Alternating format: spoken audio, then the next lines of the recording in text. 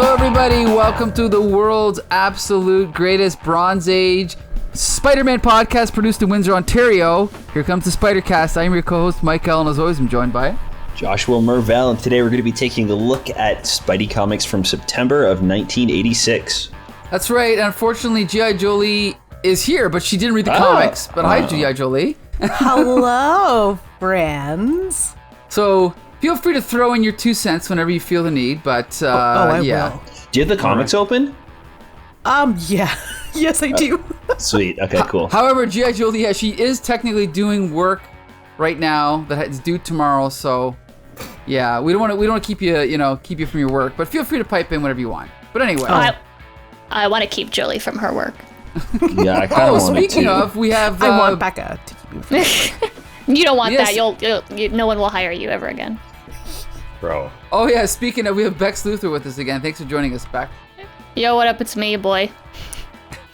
And also, for the first time ever, there's no cool comic book name for you yet, but we'll get it soon. We have Gideon. Thank you for joining us, Gideon. Hello. Woo! I was not aware there's supposed to be comic book names. Or that. We all do, but I mean, I don't know why we do, but we do. But I'll have to think of a cool comic book superhero name that kind of goes with Gideon. There's only one character that has that name, but it's a Rob Liefeld supervillain, so we don't want to use that. You I'm probably okay don't with know being who. bad. He already kind of has a comic book name, though. Gideon? Yeah, Gideon GG. Graves.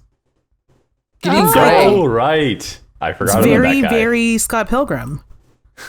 Okay. Peter Parker. It's shockingly close to my real name. Mm-hmm. Like, I was gonna within say- like 2 letters off. There's a Magic the Gathering character named Gideon. See, I'm the- looking up the Gideon from X-Force, and his full name is just Gideon, so there's not really like a pun or anything. It's just Gideon. There's Lil Gideon from Gravity Falls. There you go. Ooh. There's so many Okay. options. So, just so the listeners know, Gideon, before today, how many comic books had you read in your entire life? Like the books, like 0.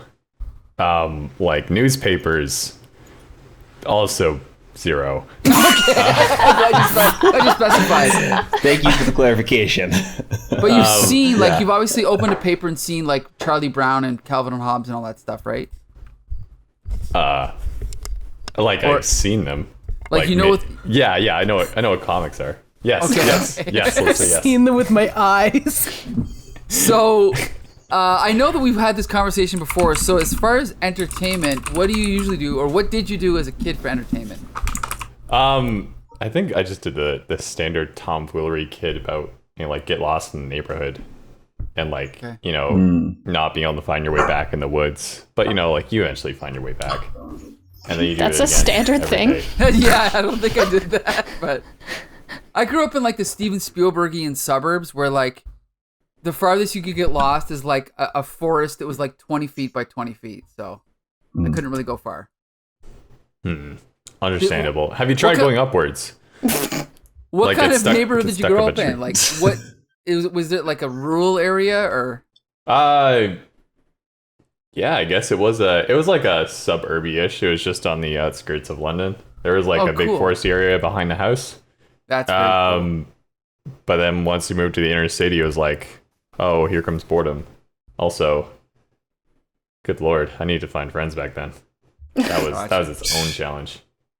There were no forest critters. I gotcha. Aw, no squirrels to befriend.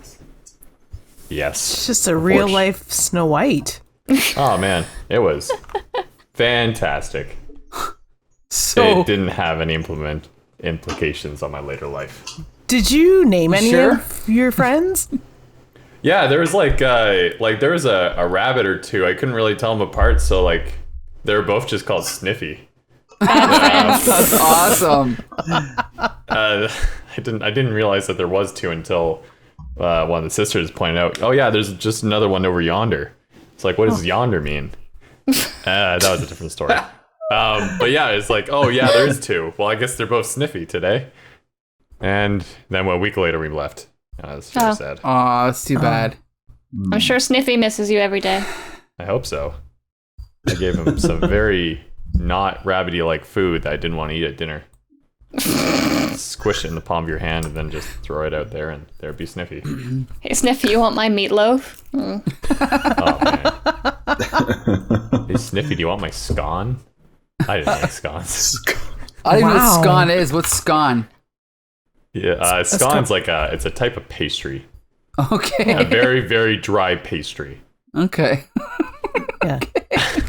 I'm learning something. You learn something every day, right? This is great. Okay, so how about this? Tell us, what is your knowledge of Spider-Man? Have you seen any of the movies, any of the cartoons, or anything? Like I've seen like the original Spider-Mans. I have not seen the second go round of the Spider-Man movies or the third one. Okay. I saw that Iron Man and Spidey got. Whew, I was about to say intimate. That was the wrong choice. Got like that teamed up at some point to fight like a captain who was also a good guy at some point. And it Captain. like the Wait. Right, You mean Captain Civil Talking about Civil America? War. Yeah. Yeah, Captain. Captain. Yeah, Captain America. He it was wasn't either, wrong. it was either Captain America or Captain Falco or something. This Captain I've Falcon seen- is I've a seen the- different. Yes. I seen the fight on YouTube, and I totally apologize for being ignorant to all this. I just like No, Oh, it's man. fine. it's just the names are all like all over the place, and like there was 2 Iron Men, and like what was up with that? It's like there was a tall like 1,000 or a 1-ton Iron Man who was like had like black armor and like a turret on his arm. Right. And then there was right. like a Yeah, red that's Spider-Man. his, that's his buddy. So like was he like are they twins? No. Not quite. War Machine works for Iron Man. He's like his bodyguard, and he got his own suit, basically.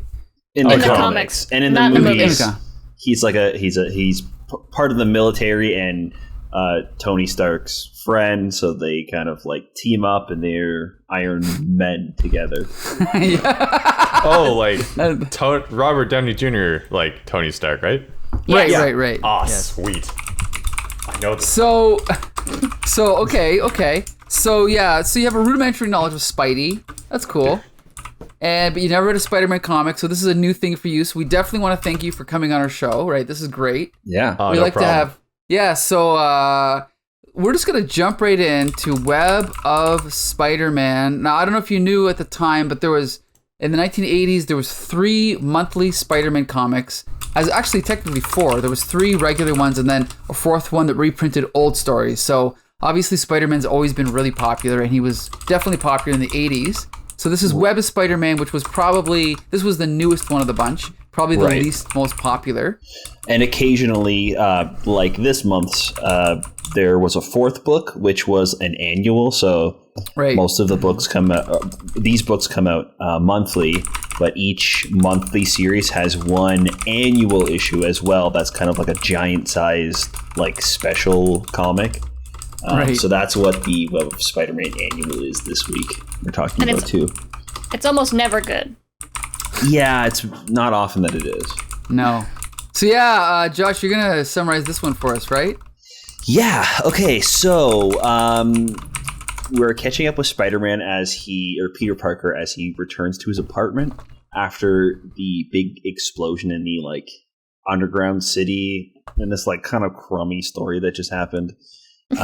Crummy. And how would you describe it? Yeah, I know. I agree. I'm with you. Not great. So MJ's at his apartment, kind of worried because he's been like missing for 3 days.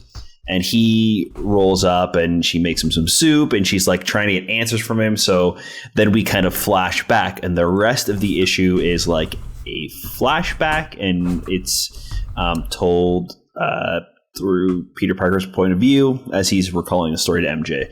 So we see that he is able to get himself out of the rubble. His costume is almost completely torn to shreds. His web shooters aren't working properly, so the only thing he can really do is hitchhike back to New York. On the way, he's kind of like taking a break in an alley in one of the cities he was dropped off in, and he's so desperate for food, he's about to eat some like garbage. He's literally about to pull an apple core out of the trash when he sees a pie. Cartoonishly sees a pie cooling in the window. So he climbs up and eats it, and the police catch him and throw him in jail. And we find out that there's this conspiracy with one of the sheriffs, where he takes these inmates that are kind of from out of town and he sells them to this like rich man who uses them as a... Excuse me. I'm in the middle of something. Here. It's goblin hour. Sorry, guys.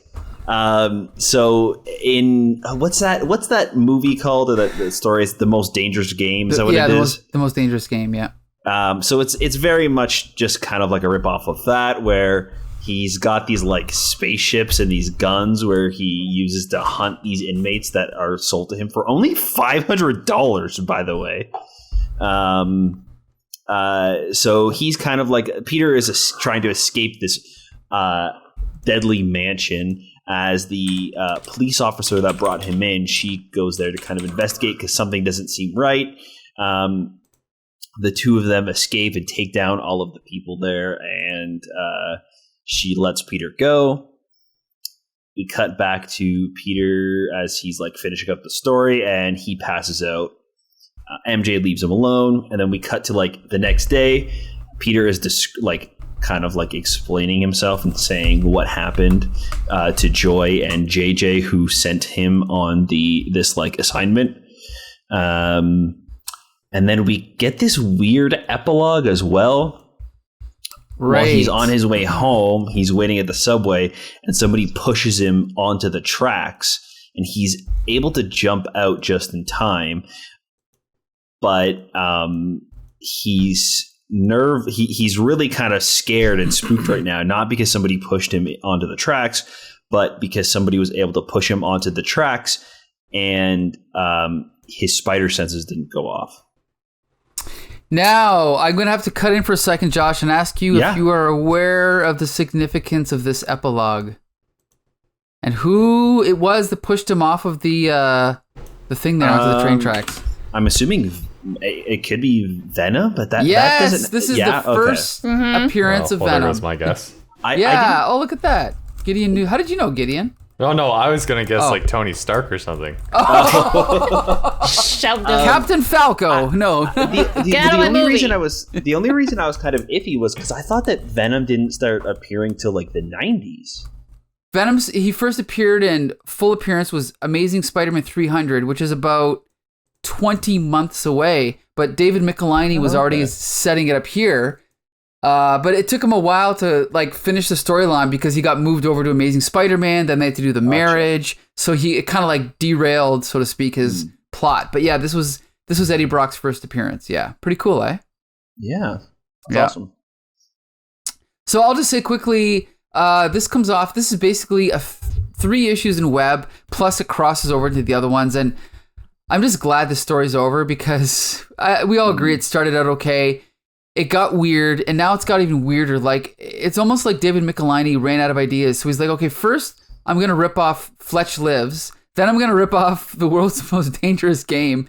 I don't know. I really did. I mean, there were some decent scenes, like fish out of water scenes with Peter Parker in jail. Like, I liked when they're all trying to be tough guys, and he grabs a hold of that... the bar. The bar. Like, that's cool. But overall, I kind of feel the same way about this comic as well. Like it kind of matches the beginning of the story where I actually kind of like this one up until we get to the mansion. And it was just like, okay, I see what's going on here. This is stupid.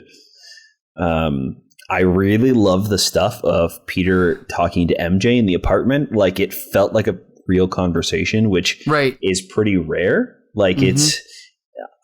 I completely 100% bought what was happening here. It didn't feel like necessarily comic book dialogue as you would kind of like know it. I can see this scene actually playing out, which was really fun. And I think that the characterization of the two was really great.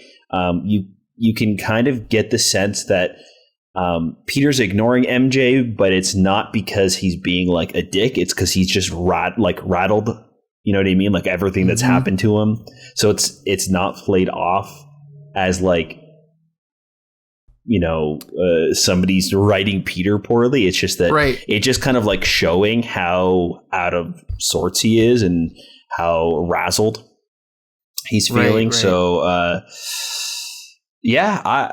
I really did enjoy that first part. And then when we were like, oh no, it's going to be a whole flashback comic. I was like, okay. Well, I mean, it's kind of like I wish they would have stuck with one idea and committed to it. Like him being in the jail is cool, but then as soon as he gets into the world's most dangerous game thing, I'm like, are you kidding me? And then the little flying saucer with the guns on it, that was just ridiculous. Yeah, it almost felt like they didn't have enough story because it was like it was like the MJ story of like the two of them reconnecting when he gets back. It's the flashback story to see how he got away.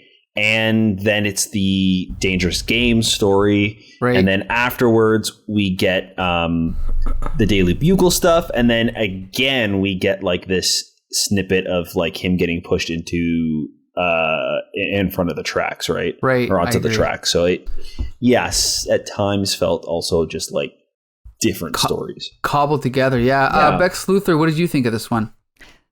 Yeah, it's like, where is Spider-Man? Oh, there he is. Like, wasn't the last issue like, oh, Spider-Man is missing. What happened to Spider-Man? Well, here's what happened to Spider-Man. Like, he's gone for maybe 10 minutes. Right. I know they say it's 3 days, but it's like you couldn't have stretched this out at all. It was one issue, I think, he was missing. Did New York even like see Spider-Man every day, or was it like just like an on occasion thing? Pretty much every day. But that's the thing is, like, there was no consequences for Spider-Man being missing at all. So it doesn't matter that he was missing. And like both of you guys said, the most dangerous game stuff, it feels like they were like, okay, Spider-Man's missing. He has to have 3 days where he can't make it back home. What was he doing? We'll figure it out later. And then they came to write the comic and they were like, oh shit, we haven't figured it out yet. Yep. And some guy was like, what if rich crazy guy with his tiger skin rugs shooting Bill Wells, shoots inmates. Yep. You're not supposed to name drop the people we're talking shit about. Oh, okay. Yeah. We just all chuckle because we're in on the bit, but nobody else is. Well, anyway, funny enough, this guy looks like Phil Wells. But anyway, no, I totally agree. It's just like you're right. It's like we'll figure it out later, but then they just didn't figure it out. Yeah, then it's later, and we're like, spaceship. Yeah, they did that twice. Yeah. Like the first time was like, oh, Spider-Man's missing. Where'd he go? And then the second time, they include like 2 other prisoners that were also supposed to be a part of this dangerous game, and they just did shit all. Like they just at one point they just got out, and that was their involvement. If you only had, I guess, Spider-Man in this, like Spider-Man being like the sole person that went to this mansion, it wouldn't have changed the story at all. Good point. That's something we always bring up with whenever Spider-Man either guest stars with another character or goes to another city, we always ask whether or not Peter Parker or Spider-Man had to be in the story. And like you just pointed out, he didn't have to be. This could have been anyone. Or it could have been no one, right? He didn't have to be there. If only it was no one. Yeah. I feel like this is another one of those issues where they're like, how can we get rid of the red and blue costume? Yes, that was another pointless thing. Like, oh, it's gone for good, but I bet you it's not. Yeah, I can almost guarantee it's not. Let's put Spider-Man's mask on rebar and make it look like he died. Yeah. In reality, it's just like, oh, my mask got blown off my head and is now on rebar. Someone please repair it, please. Yeah, so, what is this cover? He's like on gold bars.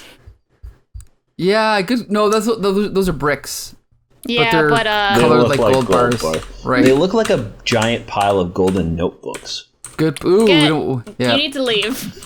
Or maybe I need to leave. Yeah. So Gideon, what is your overall impression of this story as technically the first comic you've ever read? So like I had to realize like this was of the time. Okay. You can say it's like- terrible. No. Like it's just blast. They said blast a lot. It was like, Yes. oh, I guess that must be like a 1985 thing. Only in comics. Yeah, it's just what's up with the title, like the front page not being anything like what's going on in the story. Like in the story, it showed in the cover it shows his entire suit, as you guys had said, basically on gold bars with rebar. But in no point in the story did he like completely abandon the suit. Like he was at like MJ's house, I guess is her name, with like the Spider-Man thong on. Yeah. Yeah, like posing at the door like, ugh, woe is me.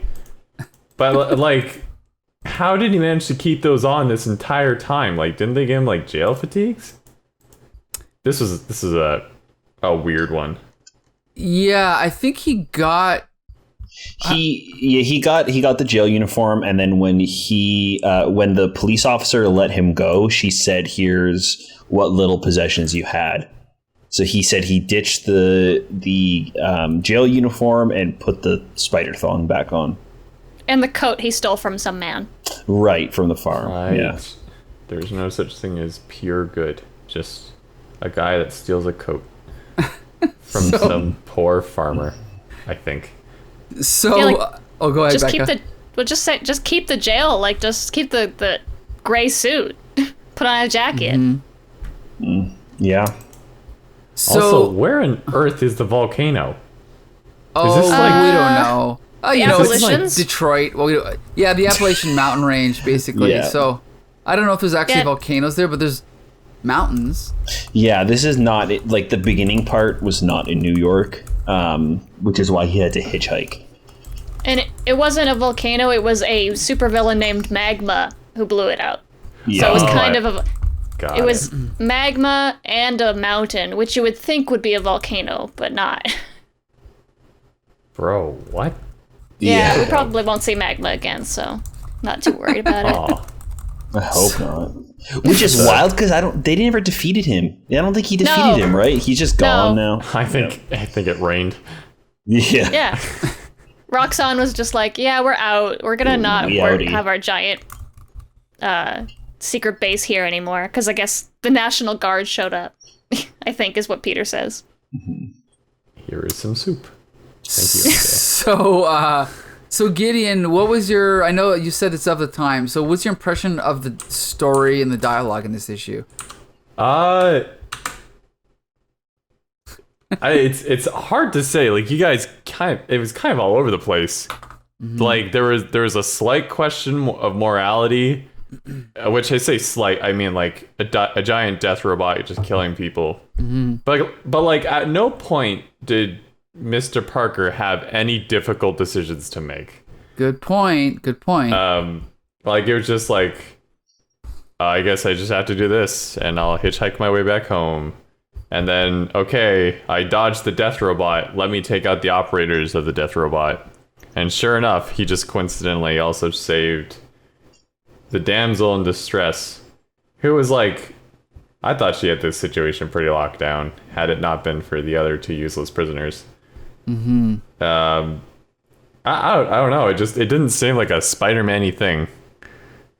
It just seemed like anyone could have done what he essentially just did. You know what's interesting is this issue is, I think, the third issue of what's considered the new era of Webb Spider-Man, where they try to like give it like a new angle and a new tone by like having Spider-Man go out of town and get on these adventures. But it's been a long time since I've reread this, but I don't even know how much longer that direction lasts. So this was their attempt at like a new thing, but so far we all kind of agree it's failing.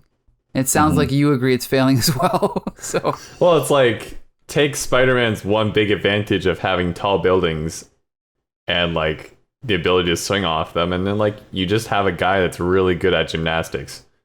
Yes. True. And now, what did you think of the art in this issue? I what's up with the cowboy hat?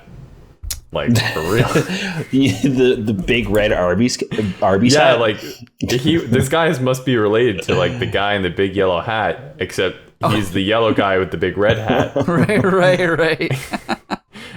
The art style is pretty cool, man. Peter Parker turned out to be a huge babe. Like the guy, You are correct. the guy is carved.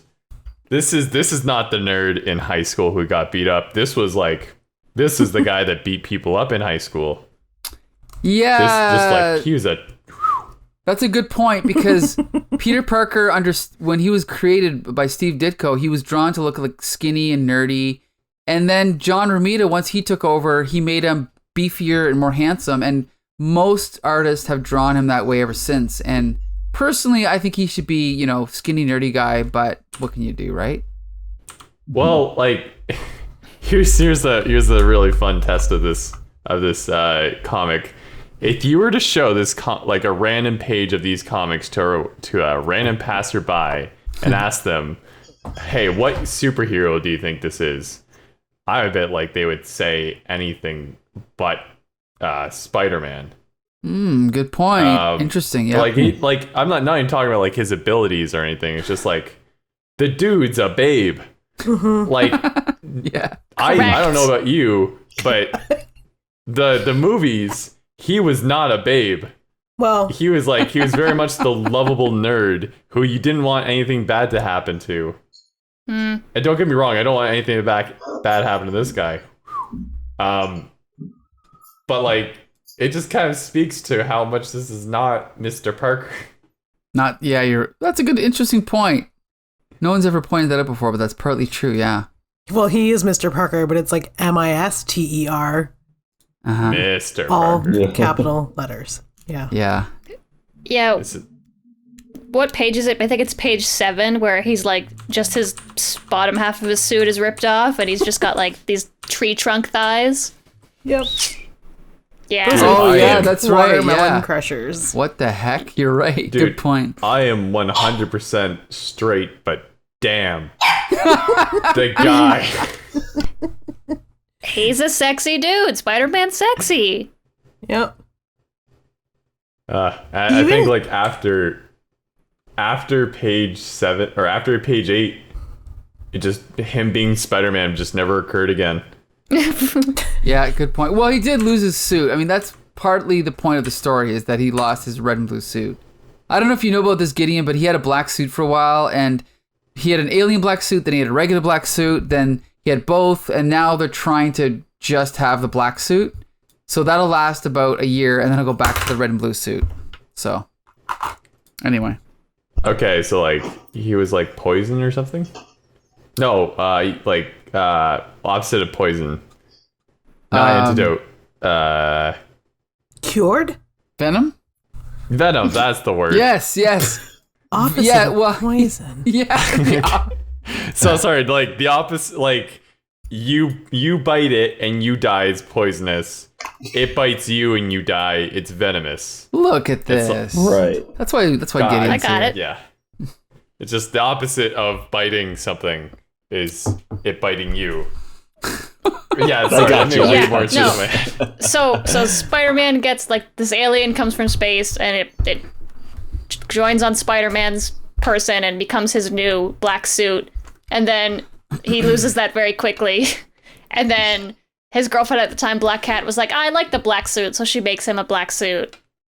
And then he's like, I also like the black suit, and he wears it a bunch, and every other issue there's a reason why he has to switch from the blue and red to the black suit. And then now there's no more blue and red suit for 20 issues. Dope. I think Yeah, it was pretty just to cut down like ink color costs. There you go. That was the secret reason. Okay, so that is it for Webb Spider-Man. I'm just going to say not a great issue, but I can still at least recommend it because there were some good scenes and some good art. Joshua Mervell, what about you? It's a tough one. I think it's pretty mediocre and then made worse because it's rolling off of a story that I just really didn't enjoy. Right. So I don't know if I would really recommend it if you're. There are some great parts in it, and I do like the little like epilogue part. So maybe if you pick this up, just it doesn't matter what happened to him, so you could just skip the flashback scenes and just read the present day stuff. Agreed. Bex Luthor? Yeah, they hyped up this whole missing in action like saga for all these issues, like all these tie-ins and everything, and it doesn't matter at all. That's just kind of what makes me like just post the story, like just have issues with the story. Like, why do you gotta hype it up so much, especially when you clearly didn't think it out? This was the beginning of crossovers where they kind of they'd slap a name on something, but not really have a story to back it up. But it's. Imagine the answer to what happened to Spider-Man. Why is Spider-Man missing? Well, the answer is he was naked and hungry, so a cop sold him to a rich guy to kill him. It's like, It just, it's just a story and a not great one. It's just another bad excuse to get rid of the suit. Very. Gideon, so would you recommend this to someone that was looking to read Spider-Man comics? Well, like, it's a hard question. Like, if there was like a comic, sure, a Spider-Man comic. There's not many spiders in this one, man. Like, good point. There's just no spiders, and like that's his whole stick. Where's the spider? And his enemy was the rich. Like, some rich guy, yeah. Me just too, like, Peter. Nothing about this is a Spider-Man comic. He climbed one wall. Good point. And he jumped through a window, but I can jump through windows as long as they're not like structurally sound. Yeah, sorry. I wouldn't recommend it. It just doesn't really speak much to I heard anything about Spider-Man. Yeah. Craziness. But like +1 for the thighs though. Those are some goals right there. Only one? Yo, there is supposed to be plot. And the thighs are a nice plot, but like they can't carry the story. But they can carry the man. They're big, but not big enough to carry the story. You get me, man. You get me. All right. Okay, so now so you guys want to jump to Amazing next? Yeah, let's do it. All right. Amazing Spider-Man 280. I mean, speaking of stories that start off somewhere and go nowhere. Yikes! Yes, Bex Luthor. This one's you, right? Yeah, you hating on my boys, the Sinister Syndicate? We've got your favorites. We've got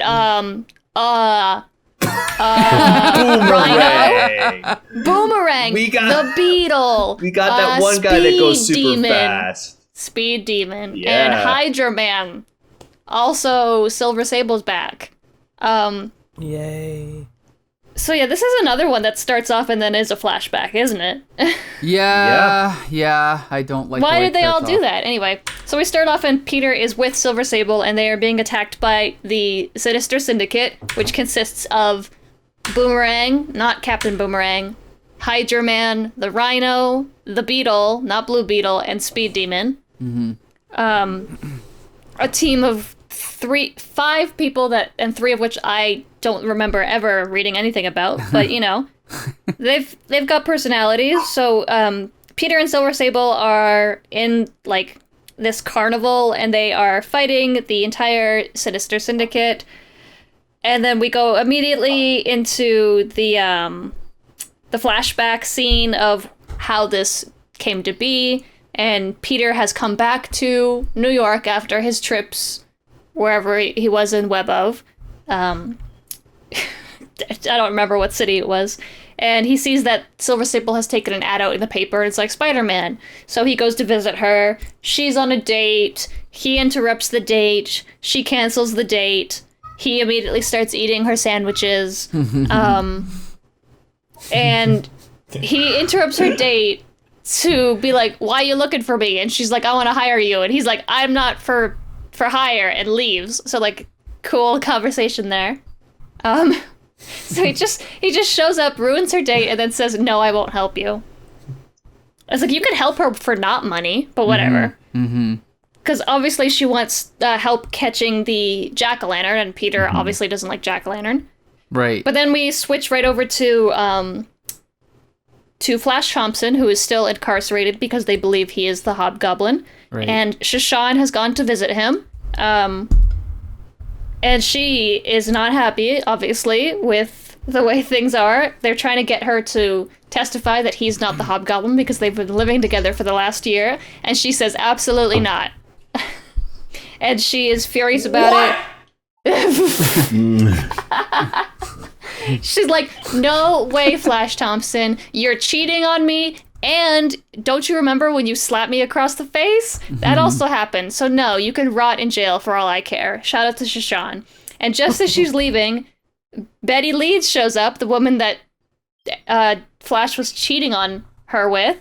And Flash's lawyer is like, of course she's here now. Like, now we'll never get Shashan to testify, which is fine. And Peter is, for some reason, still trying to get Flash out of jail, even though he's not a great person and maybe should be there anyway, regardless of if he's the Hobgoblin or not. So we switch out from the precinct back to Peter being like, oh, well, maybe I should take that job with Silver Sable, get some money to help Flash get a good lawyer. I don't know why that's important to him all of a sudden, instead of like his rent, Aunt May still has money troubles, all that nonsense. But you know what, whatever. Go back to Silver Sable, and now where the flashback's done, we're back into the present time where they're still fighting the entire Sinister Syndicate. And it turns out that it was a trap set up by the Jack-o'-lantern because Jack-o'-lantern called Silver Sable on the phone and told her to meet him there, knowing full well that she's trying to apprehend him for money. So it was a trap, shockingly.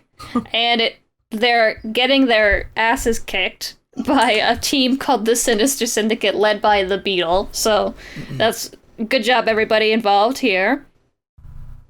And so there's more fighting going on. Spider-Man's doing okay, but Silver Sable is struggling a little bit. I don't think she has any powers. She's just really good at, like, fighting. Right. So that's fair. We cut back to Betty. She's heading home. She runs into her husband, who is leaving her because she is cheating on him with somebody in jail. And he is very upset because he's like, you still can't even choose between me and a man who's in jail. And she doesn't say anything, so he leaves. Good for him. Good for you, Ned. You don't need to take that.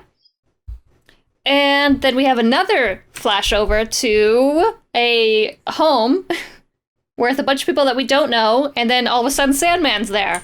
It turns out Sandman no longer involved in crime, I guess, and he's renting a room at a boarding house? Yeah, I think we saw this, Josh, right in Marvel Team Up or something? Yeah, it was like a long time ago, too. Right, like a couple years ago. At the beginning of the podcast, I think. Right.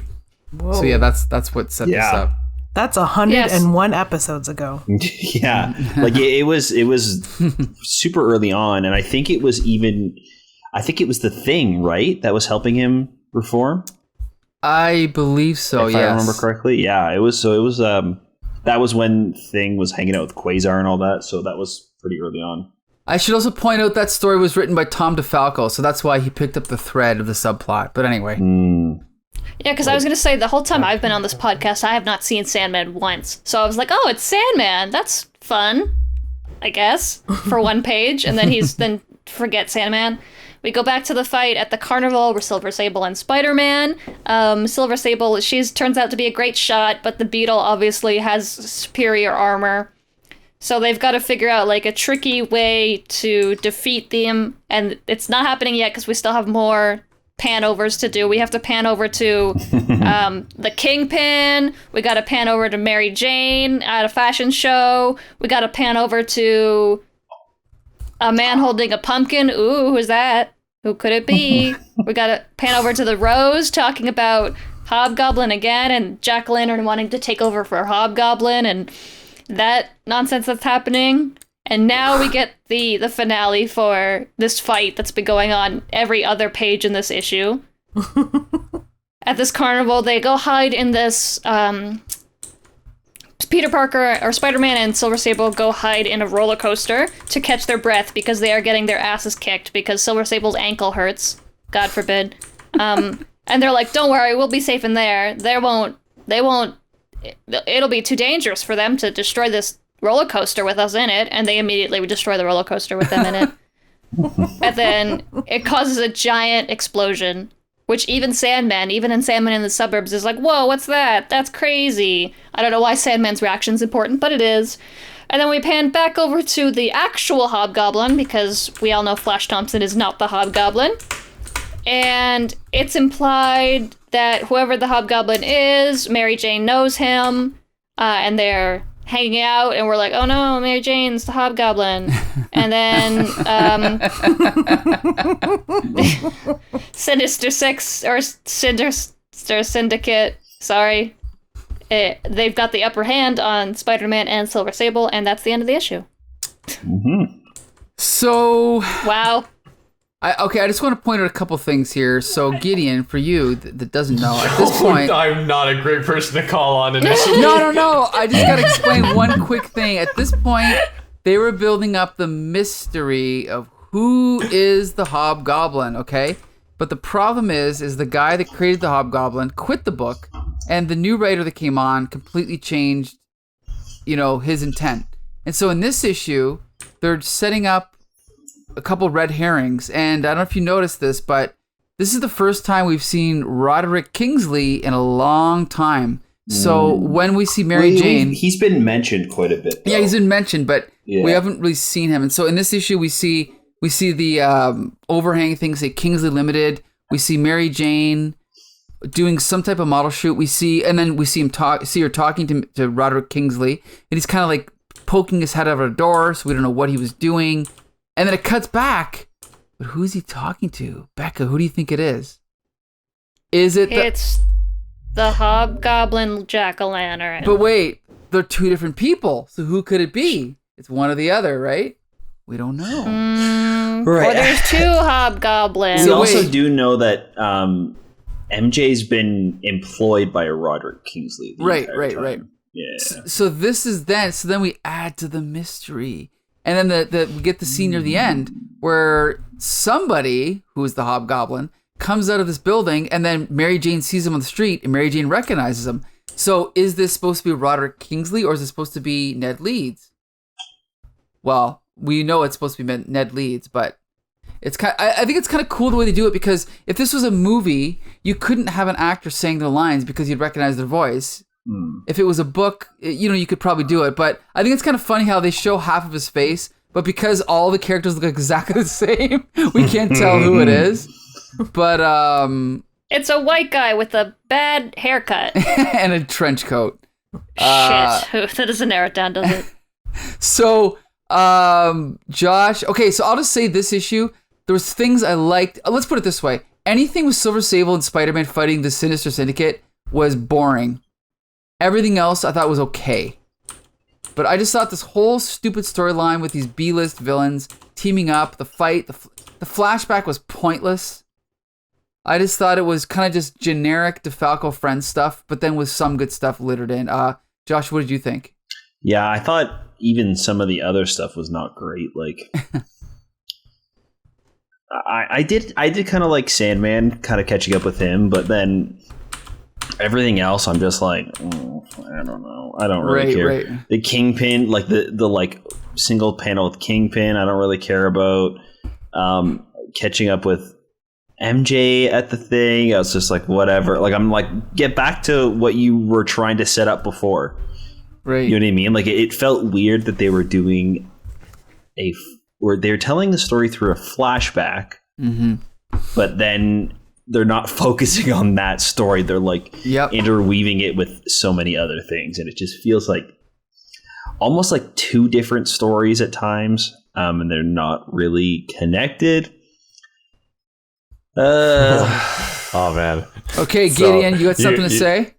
Not really nothing of substance. It's just at times I was wondering if the website I was using to read these was like glitching out and it sent me to a different story. I couldn't like figure out what the heck was going on. Because like sometimes it was just sending me to different issues because I clicked the wrong thing. Yikes. It took me like my third read through to realize like, oh no, wait, there is something going on. You're just not good at this. Brutal. Oh no, sorry. It's not. They weren't good at this. Like I just didn't understand comics. I just thought it was like, they also are not good at this. Yeah. This is not a shining representation of good storytelling. Right. Oh man, I do have one other quirk. I lost count at how many times it was mentioned that Beetle's armor was armor.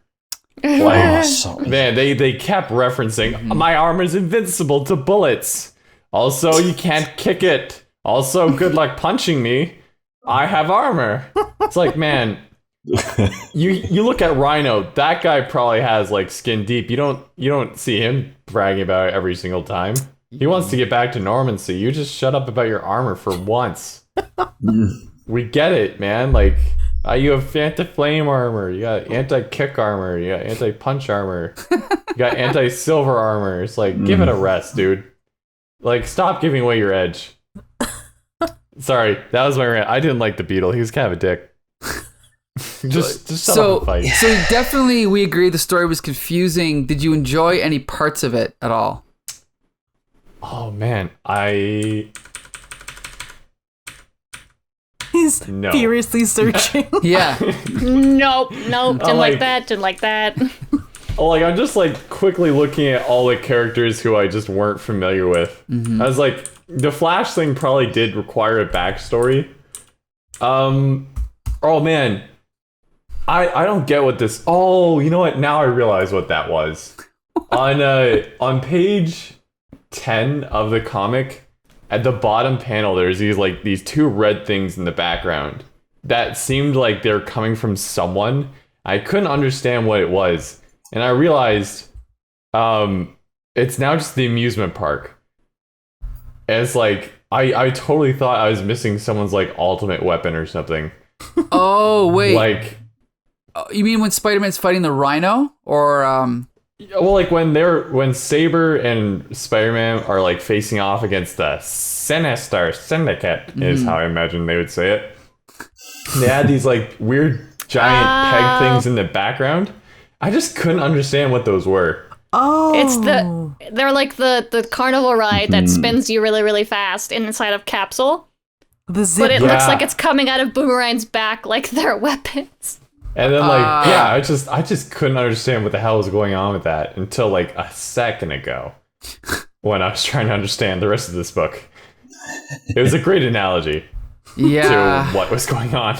Just kind of like oddly pointless detail that like didn't really affect the story. In fact, made it a little bit weirder. Like even the fights, like Spider-Man and like Saber just looked like she just wasn't having it. It's actually Sable. Sable, my bad. No problem. Nah, keep calling her Saber, it's funnier. Sable, she just looked like she just wasn't having a great time. Like I don't think she was on the offensive like once. Like she shot the guy with armor, which to her dismay, I'm shocked that she didn't realize that the guy had armor for how long he's been saying, like talking about it. Good point. It's just like the entire time, I felt really bad for her. Like she was just trying to earn some money. Yeah. Maybe she was trying to do like good thing for charity. I don't know. She's rich though, so. But anyway, okay, we'll come back to you in a minute, Gideon. Bex Luthor, what's your take on this one? Well, I love the Sinister Syndicate.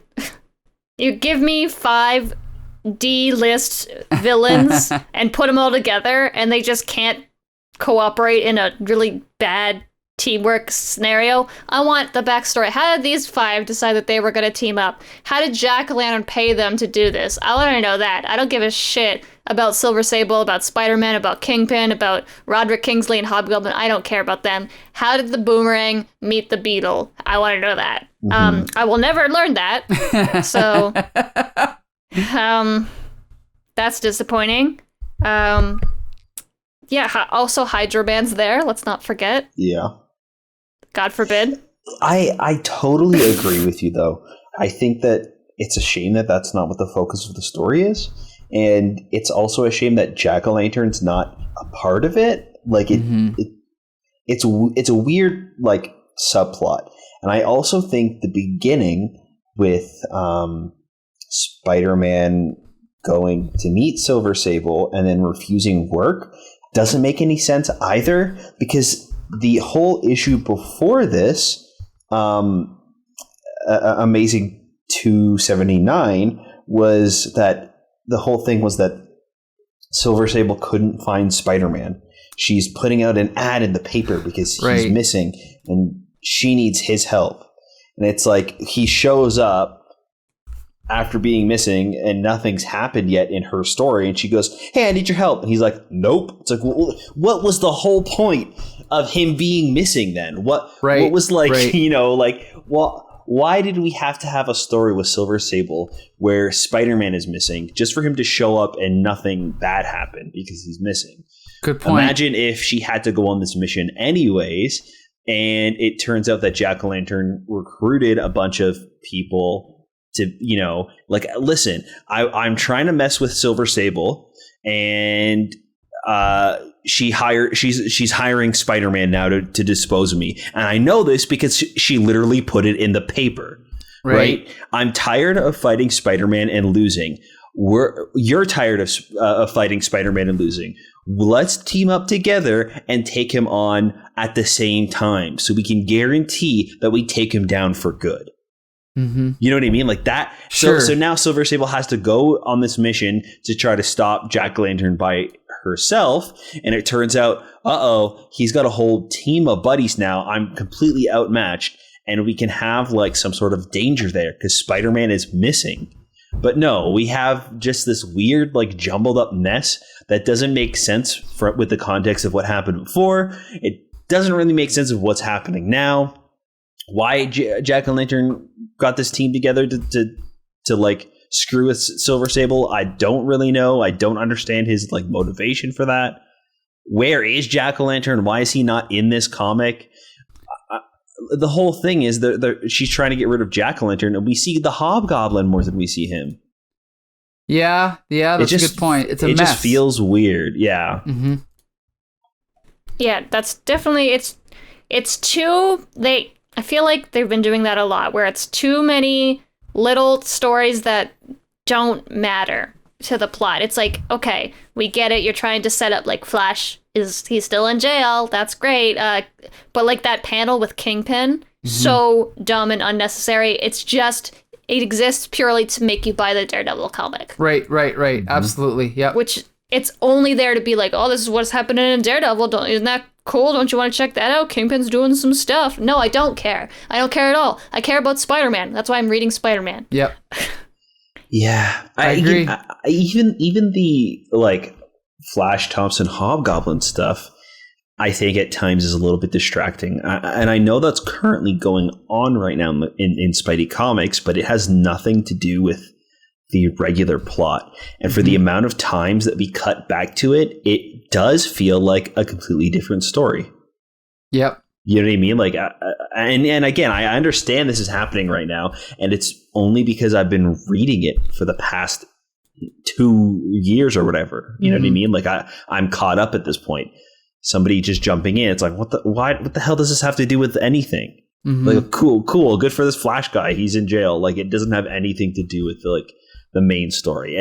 And I think that it's nice when those things are hinted at, or you're reminded that, oh yeah, right, this is also simultaneously going on. But when it's just like shoved in, yeah, it really does feel like it's just shoved in because this is what's happening in Spider-Man. So we need to have the Flash, Thompson, Hobgoblin stuff. and it doesn't fit at all. Well, before we give recommendations, Gideon, we've talked about this art ad nauseum, but this is obviously a completely different artist than the Webb Spider-Man issue. What did you think of the art in this one? Now I can't tell this. I can't tell if this was just because this one was like digitalized, like right from the artist to the like web, or how the previous one was scanned in. Obviously, this one was like a lot cleaner. There's a lot more like definition. There's color. There's depth of field. Sometimes the depth of field messed with you, hence like the whole carnival thing. Right, it's like flatter. Yeah, I know what you mean. Yeah. The like when they went to like mono or bi-color, where like the foreground was green, the background is yellow and stuff like that. That was a neat little touch. But sometimes the background would just be white. Yes. And then other times the background would just be black. I was like, is this at night? Is this in the day? What I guess time didn't matter here. See, sometimes like an artist will render a background solid white or solid white, black just for dramatic effect. Like, I know exactly what you're saying. The scene where what's her name? Ned Leeds is talking to what is it? Is it Liz? No, Betty. Betty. His wife? Right. Yeah, his wife. And like in one panel, the background's pure white with a blue square. The next panel, it's black with like a blue circle. So it's... I don't mind that because it's kind of like... dramatic. It's dramatic and it's showing what the character is feeling. Mm-hmm. But I think that what Gideon is talking about is like later on, there's like images of like skyscrapers and the background is black, or they cut to like the carnival and the sky is completely pitch black, and then in the next one it's white. Yes, that is just sloppy. That's exactly what I'm looking at. Yeah, because I think that the earlier on it works it like intended, right? With it the panel turns black behind her with like the blue like circle, almost like a spotlight. You know what I mean? It's very like stage direction, almost like it feels dramatic. But later on, it does get a little confusing as to what time of day it is, because I mean, even later, like a couple panels later, the sky is like pink, right? Which can kind of maybe seem like it's like sunset or something. So I think it's just poor choice of background colors, right? Maybe choose something that's like neutrally not like a sky color, like they have the purple, and I think that works because the sky's never purple, so it's just like a plain background, so you can focus on what's really happening. It's really when it turns white and black. Well, the thing is comic book art, in my opinion, was mostly good at this time, but the colors were always rushed and sloppy, almost always. So the coloring is usually the weak point of comics from this era. But besides that, Ron Frenz... Also, sorry, Gideon, if I interrupted you, but I think... no, dude, I'm totally out of my element here. I'm really thankful that someone can explain what the heck I'm talking about here. Yeah, but this is... sorry, hey, go ahead, Gideon. Oh, no, like in the last comic that we were just talking about, like Becca did a very good job at helping me out. I appreciate anything you guys have to offer. Well, yeah, no. I was like, I did? Well, the thing is like, also you should know that this issue is more traditional Marvel-style comic book art, and the other one is more, it's hard to explain, but it's a little bit more realistic, I guess you could say, and this is more cartoony. But, we always appreciate Ron Frenz's clear storytelling. Unfortunately, in this issue, the story itself is not clear, so it's hard to tell it clearly. Because it's all over the place. Bro, like every page. If you look, like, I think if you took like every other or every third page and like you just stitch them together, you would get the story. Yeah. Like you would get, Like never once did it have like one story on like two panels and then there were other like part of the story in the next three panels. It was like purely separated by pages. And you can 100% just like move them around. You mean like swap the pages and totally. Yeah, that's a good point. I'm actually trying that right now, and it makes this a little bit easier to digest. Yeah, the Sandman one especially. That one, I didn't know he was made of sand. I thought that was just like a I thought that was like a trophy or something he was thinking about. Okay. So anyway, okay. So final word. Dude, I usually think Amazing is pretty good, but this one is one of the worst ones we've read in a long time. So obviously it continues, a storyline that you kind of have to read this one, but as an actual issue, I don't recommend it. Josh, what about you? Yeah, I agree. I think that they kind of botched this, like, Spider-Man is missing story. I love the idea of the Sinister Syndicate. Mm-hmm. I like these, like, C-list Spidey villains teaming up because they can't do it themselves. Right. Like, I love that. They're kind of like these misfit villains. Putting them together kind of just adds to the fun, but because the story is kind of crummy, we don't really get some time with them to see what's going on with, like, within the team. It doesn't work, and the story is not great, and, like, I'm not really here for this team anymore because they're not really showing me much of it besides they're fighting Spider-Man. Right. Bex Luthor. Yeah, so Sandman's there. That's pretty cool. Mm-hmm. I don't really have much to say to this. This just feels like nothing happened. You're right. Like, well, a lot happened. It just wasn't important or good. that's how I describe my life. Yeah, it's the cover is the Sinister Syndicate, and they're getting the upper hand on Spider-Man and Silver Sable, and the last page, that exact thing is happening. So yeah, I hate that trope in comic books when they do that. They use the last page cool. as the cover. Yep. It's like, oh, that's where we're. So I'll just read the next issue then, because then good point to find out what happened. Yeah, I don't know. Rhino deserves better. He's better than these fools. He just wants to be a normal human. Yeah. I can't hate him for that. I can't hate him for nearly knocking down a building or two. That costs money, man. And a whole roller coaster. The biggest roller coaster in the world, I think they say. Wow. Oh yeah, they just did gone. Say that. They're probably just right in the middle of New York. Yeah, there's just that big roller coaster right in Manhattan. Okay, so maybe we can hold that against Rhino. It was an accident. He's sorry. So Gideon, do you recommend this one? Man, much like the last one, there's a very simple test you can do. If you're trying to, like, recant this episode, like this issue, to, like, a 10 to 15-year-old, and you're having a hard time, like, telling them what's going on, there's a problem.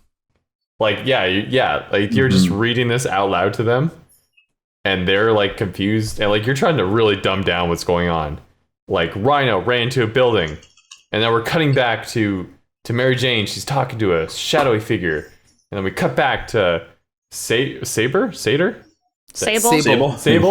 Oh, sorry. Silver. You could just call her Silver. Yeah, sorry, Silver. And we cut back to Silver. She just kicked a guy who can't be kicked. And then we go back to a guy with jack-o'-lanterns on his desk. And then, oh no, there's a building falling down. And next, and there's a happy sand person in a house. And he's shocked that there's something going on in the distance. And then in the distance that he was shocked about, there's Spider-Man. And that's what's going on. Right. Well.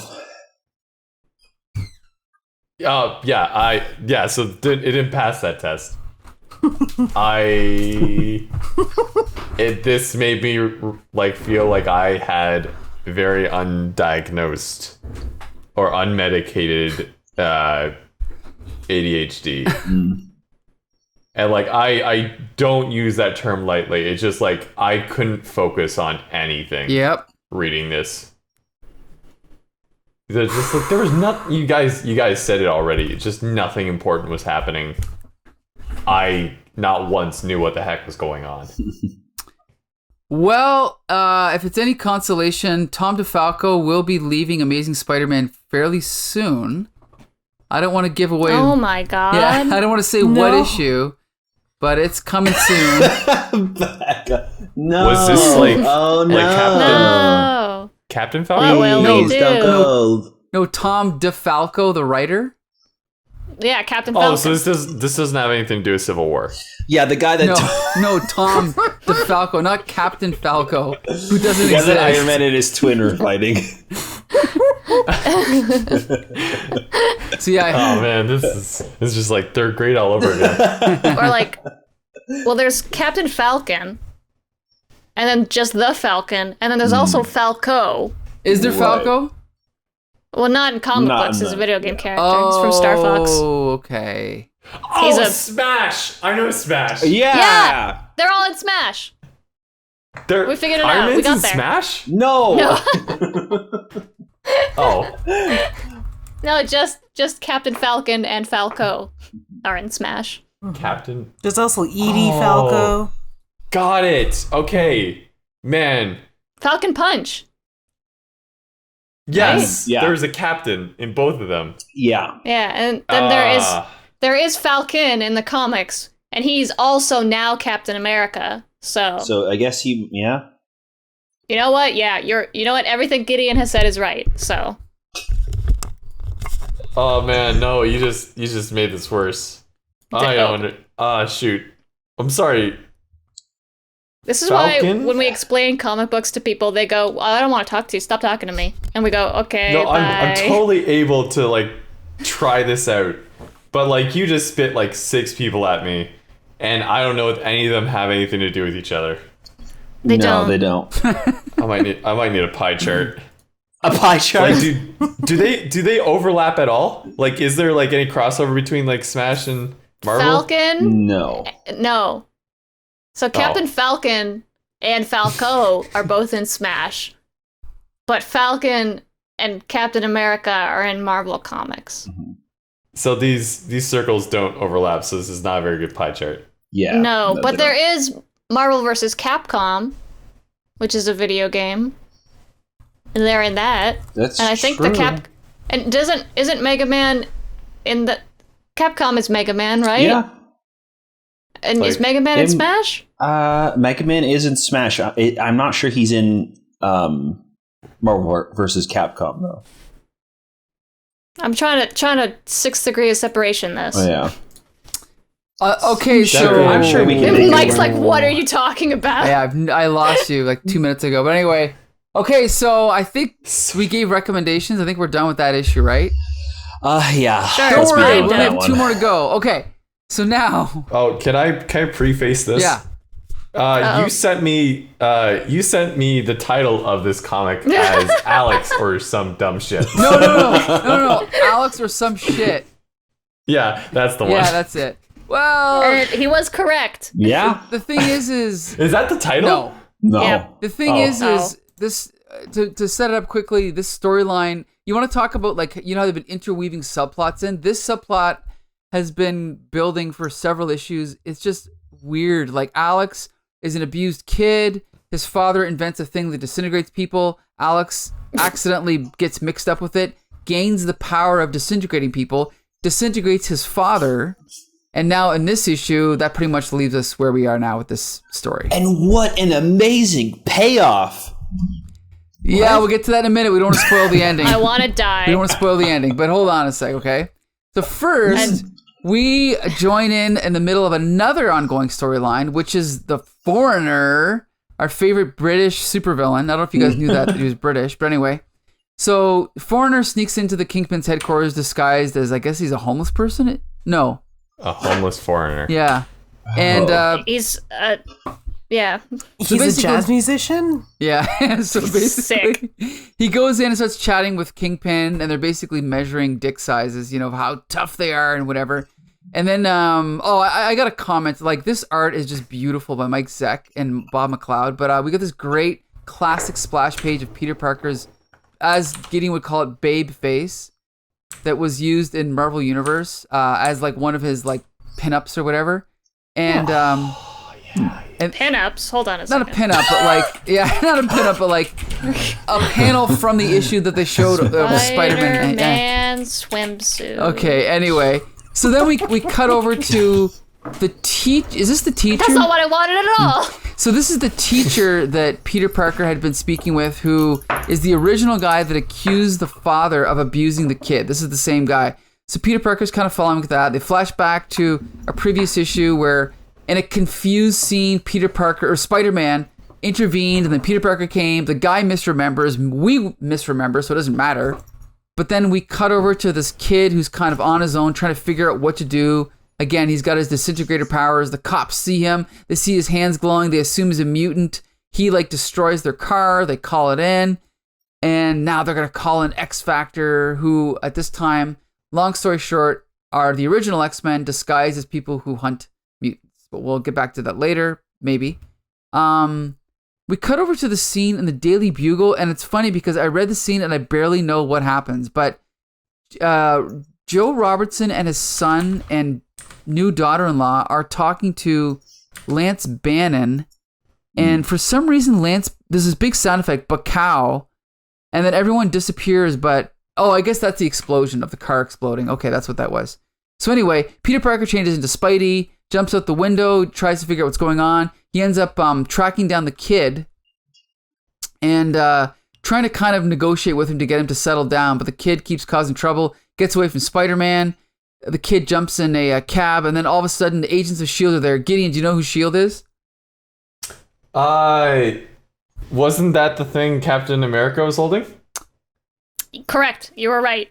Continue, Mike. Yeah, okay. So then now S.H.I.E.L.D. is chasing after this kid, and they're sending their mandroids after him. So Spider-Man is trying to prevent them from harming the kid and chasing after him at the same time. So he's taking on all these mandroids, fighting Spider-Man, Spider-Man's fighting the mandroids. Spider-Man rescues the kid away from the mandroids, gets him to the top of this building. And there's this really weird scene where there's two mandroids at the bottom of one of these skinny triangle buildings, and they don't realize they're both shooting at Spider-Man.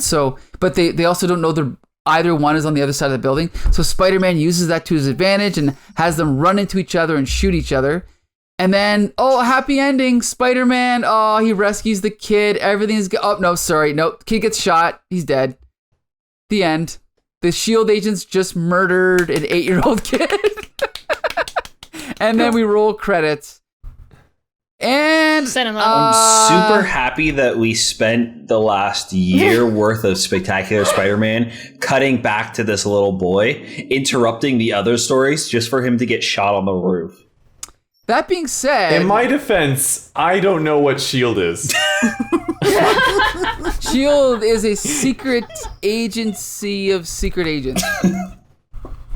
That's it. They're like the secret agency of Marvel Comics that works outside of the government, and a bunch of superheroes work for them, but they're also they're run by Samuel L. Jackson. Yeah, it's like the Men in Black for superheroes.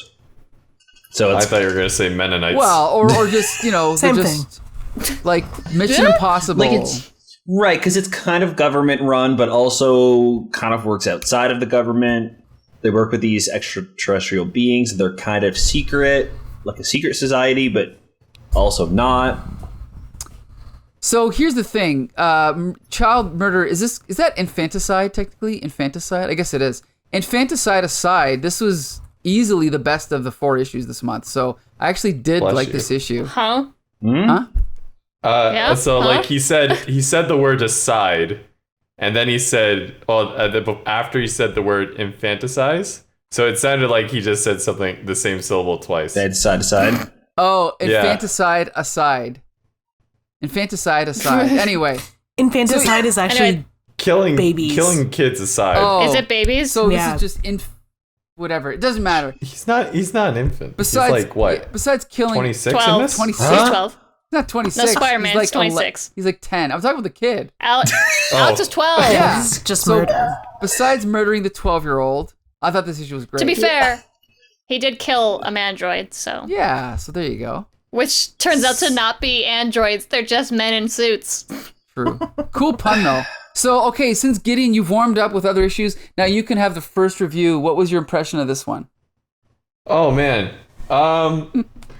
So I was still confused where the dad fit in all this. I was reading through this, just trying to understand who was what, and then suddenly there was just a kid shooting off everywhere, and it looked like Spider-Man was trying to abduct him, which was fair enough for the kid Sometimes you just got to get out of places where you're trying to be grabbed.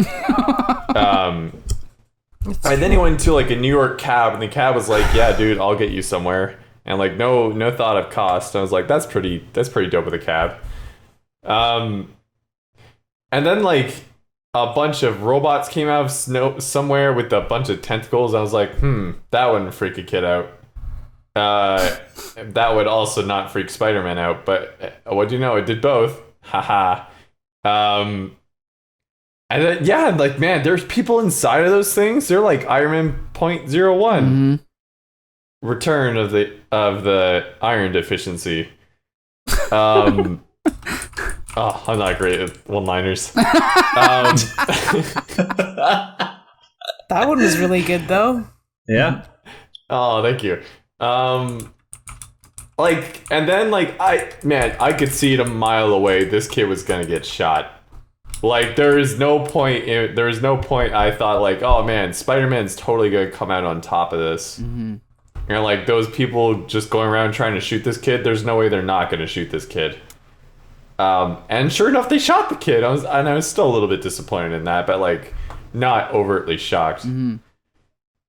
Anyway, Agents of S.H.I.E.L.D., like, bro, what's up with them, right? Like, they're not like Captain America at all, but yet they still have shields? Well, no, not they good don't for have them. shields. They are S.H.I.E.L.D. But, Shield the is... name Shield stands for something. Yeah, SHIELD is an acronym for Strategic the Homeland Supreme Intervention. Headquarters, there's two, yeah. International Yes. Espionage and Law Enforcement Division, or the Strategic Hazard, what Josh said. Strategic Homeland Bro. Intervention, something. Yeah. Stupid. Logistics Division. hate- So I should also point out, as Becca said, usually Nick Fury is the leader, and in the movies he's played by Samuel L. Jackson. But I think this was at the point. Did they mention He's not there. Yeah, he's either ousted or he's gone or he's fired or I don't know what, but he's not there. He has left someone else in charge, I think. Okay. And he is not there currently. Right. So that's why they're kind of So- acting like assholes and murdering kids. And I gotta say, like, those flying vehicles that they have on the front cover just don't look comfortable. I do wish I had Like, one. Though. man, no, They're you like- don't. Oh, what are you but I talking do. about? Like, that is just like the poop squat right there. That's what all of them are doing. They look like they're trying to brace for something terrible in the A bathroom. different kind of And at bomber. the same time shooting lasers. What'd you say, Josh? A different kind of bomber. Yikes. Yeah, man, like Wah, you nailed wah, it. wah. Also, like, what's up with them damaging public property? Are they supposed to be law enforcement? Well, it's kind of like, sometimes law enforcement people don't care about people or public property, right? Like, Sometimes. yeah. I can't say anything else about that because some of my friends are cops. But Also, like, what's a Spider-Man stealing jackets? That's like the second jacket Yeah, I've seen out of two that was kinda two weird. episodes. yeah. Or we didn't really talk about him stealing the jacket of the pie in Webb Spider-Man, but whatever. He stole a pie. It sucked. It was weird. Anyway. He's a thief. Also, does Spider-Man have a tracker? Why didn't he ever use Yes. the tracker? Yes, he has spider tracers that he throws on people, and then he tracks them with his spider sense. What? Yep. What the hell? Yeah. Yeah, that's a thing. Spider-Man Yo. has a lot of gadgets, and he just uses them when they're convenient and forgets about them when the plot says so. Bro, you're gonna need to use one of those trackers to find the sense of reality, because that's obviously missing. Wow. Hello. Got him. And like, man, Oh, they're coming for you. I'm oh sorry. jeez, all good. Hopefully it's not Is this the Shield. dog They'll again? shoot you. No. Sirens. Unless the dog started a fire, I don't think that's him. He's got into arson. Oh no. I would not be surprised at this point. Bad. Those teenage No years. fire. No fire. Parker, put down the matches. And then like the Doesn't even have floating thumbs. yellow car. I love Like, that. man, what's up with that? Like, you make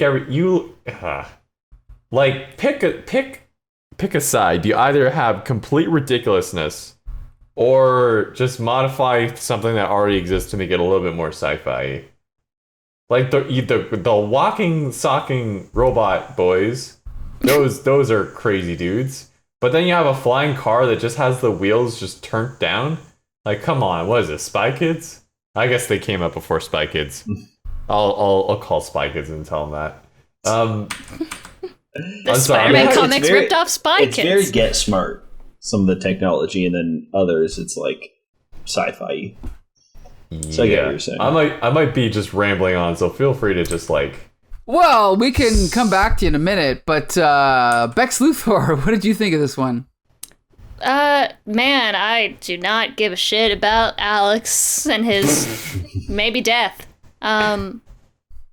It's another one of those, why does any of this matter? Okay, the Foreigner's friends with the Kingpin, that's cool to know, I guess. And then this Alex story's going absolutely nowhere. It doesn't matter. Like, this is a filler issue for sure. Like, there's no... But it can't be, because they've been hyping it up for, like, months with all of the preamble. So it's like... I don't know. For as much as this boy has been in Spider-Man comics, I don't care at all about him. I also don't know a thing about him other than he's... Dad sucks. It just is kind of a mess. And then the weird bicycles on the cover aren't even in the comic. Like, they're just in a car instead. Right? What on earth? Sorry. It's just a whole kind of waste of my time. It looks beautiful, so that's good. But I just wish it wasn't just, like, substanceless. Also, I really like the mandroids. I don't know, have the mandroids been in before? Is this a thing? Not in Spider-Man, but yeah, in S.H.I.E.L.D. for No. sure, yeah. I love that they call them mandroids, but they are just men in suits. There's no android. These are just men. And Alex straight up melts a guy because he thinks it's a robot. That's brutal. Like, we're talking about, like, oh, they killed a kid, they took him out. He killed a man. Straight up cold blood, did not even question for a second if there was a real dude in that suit.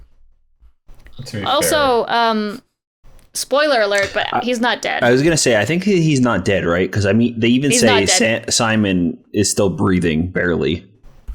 Oh, you mean the mandroid's not dead? Yeah. Okay. Oh. Yeah, no, I was going to say Alex isn't dead either. What? So you've read ahead? So, no, he's not in this ever again. He's actually he doesn't show up again until 2 years later in an issue of Incredible Hulk, number 339. Oh, why? Turns out, turns out that the laser guns were actually tranquilizer laser guns. That Alex was shot with, and then so S.H.I.E.L.D. takes him and brings him into protective care, and they say, and so the S.H.I.E.L.D. agent poses as his father, and he believes that, I guess, and then one day a bunch of people break into the S.H.I.E.L.D. agent's house to use his computer, and by a bunch of people, I mean a S.H.I.E.L.D. agent, the Hulk, and the Abomination. Alex defeats the Hulk. They have a heart-to-heart about having shitty dads, and then that's the last that we see of Alex. Man, where does S.H.I.E.L.D. get this laser technology, this tranquilizing laser technology that pierces holes through people? And blows up buildings! Why is Gideon outside? That's what you're upset about? You're not mad that he befriends the Hulk? Don't worry, I'm only tranquilizing him. I don't know the Hulk. You know what's crazy is I've actually read that issue like 3 times, that Hulk issue, and I never put it together that he was the same guy. But anyway. That was the same boy? Yeah. I mean, why would you? Why would you remember this small child who could blast things with his hands? Hey, that's guess what? Vague superpower. It's because it doesn't matter. It's because none of this matters. Josh, did you give your review yet? No, nothing matters. I mean, like, I don't know. At least this one is a coherent story, and we're not stopped halfway through to tell somebody else's story, which is normally the MO of Spectacular Spider-Man. Normally in this book, we get like these really awful side stories, like Santa Claus coming in and murdering somebody, great. Or a kid getting superpowers and accidentally killing his dad, That was awesome. or whatever it is that has nothing to do with actually what's happening, and it's like paid off in a story later on, but it's just like this is not worth the payoff to me. You know what I mean? Like all that time, it was just like pretty disappointing, I'd say. Well, apparently there was a page written and drawn that showed Alex surviving, and then the editor cut it out. I'm not sure why, but he did.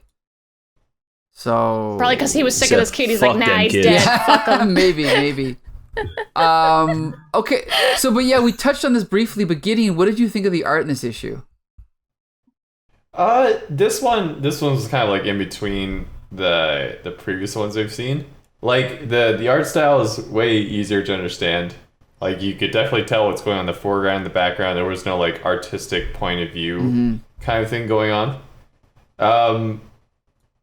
I felt if Spider-Man really cared about this kid, like he would have shown his face a little. Like, you know, you're trying to have a heart-to-heart with the kid who's terrified of everyone.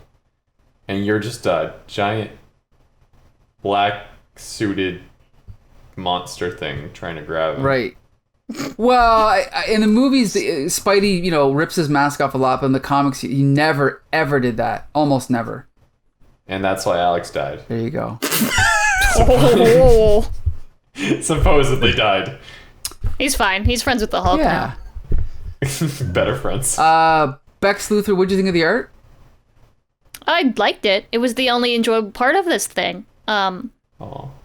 Like the design of the mandroids is cool. Obviously, like I think it was you, Mike, that said that big splash page of Peter Parker's face. I love that.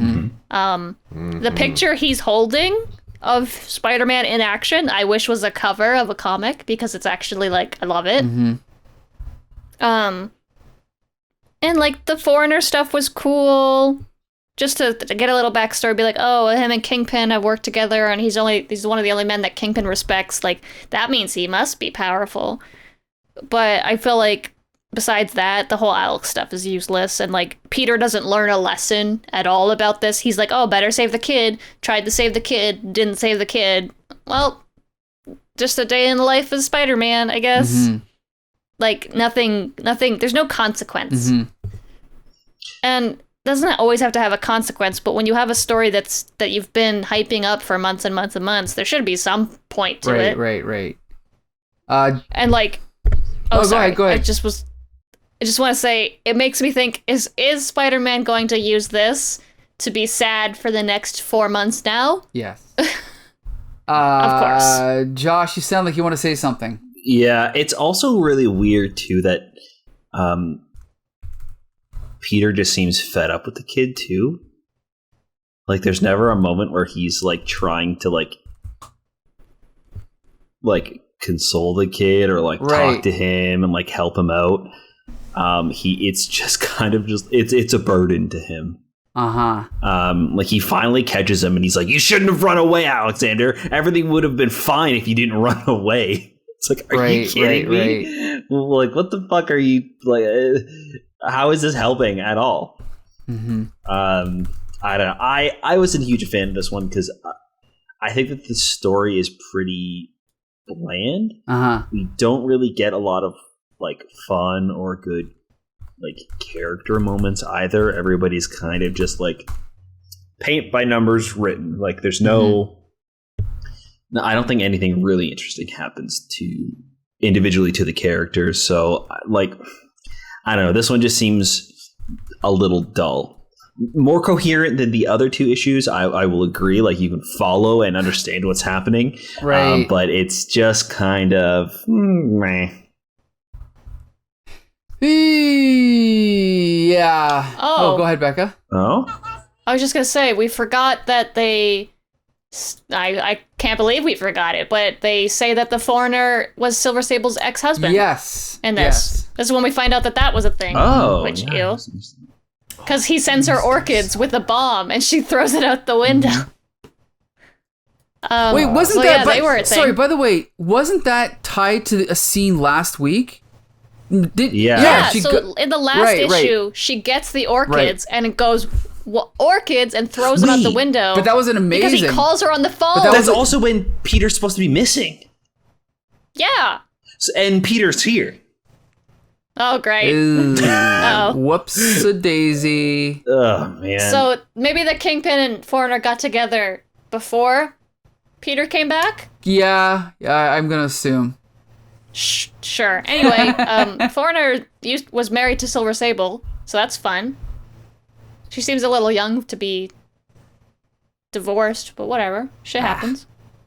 I always took her as a middle-aged woman, but whatever.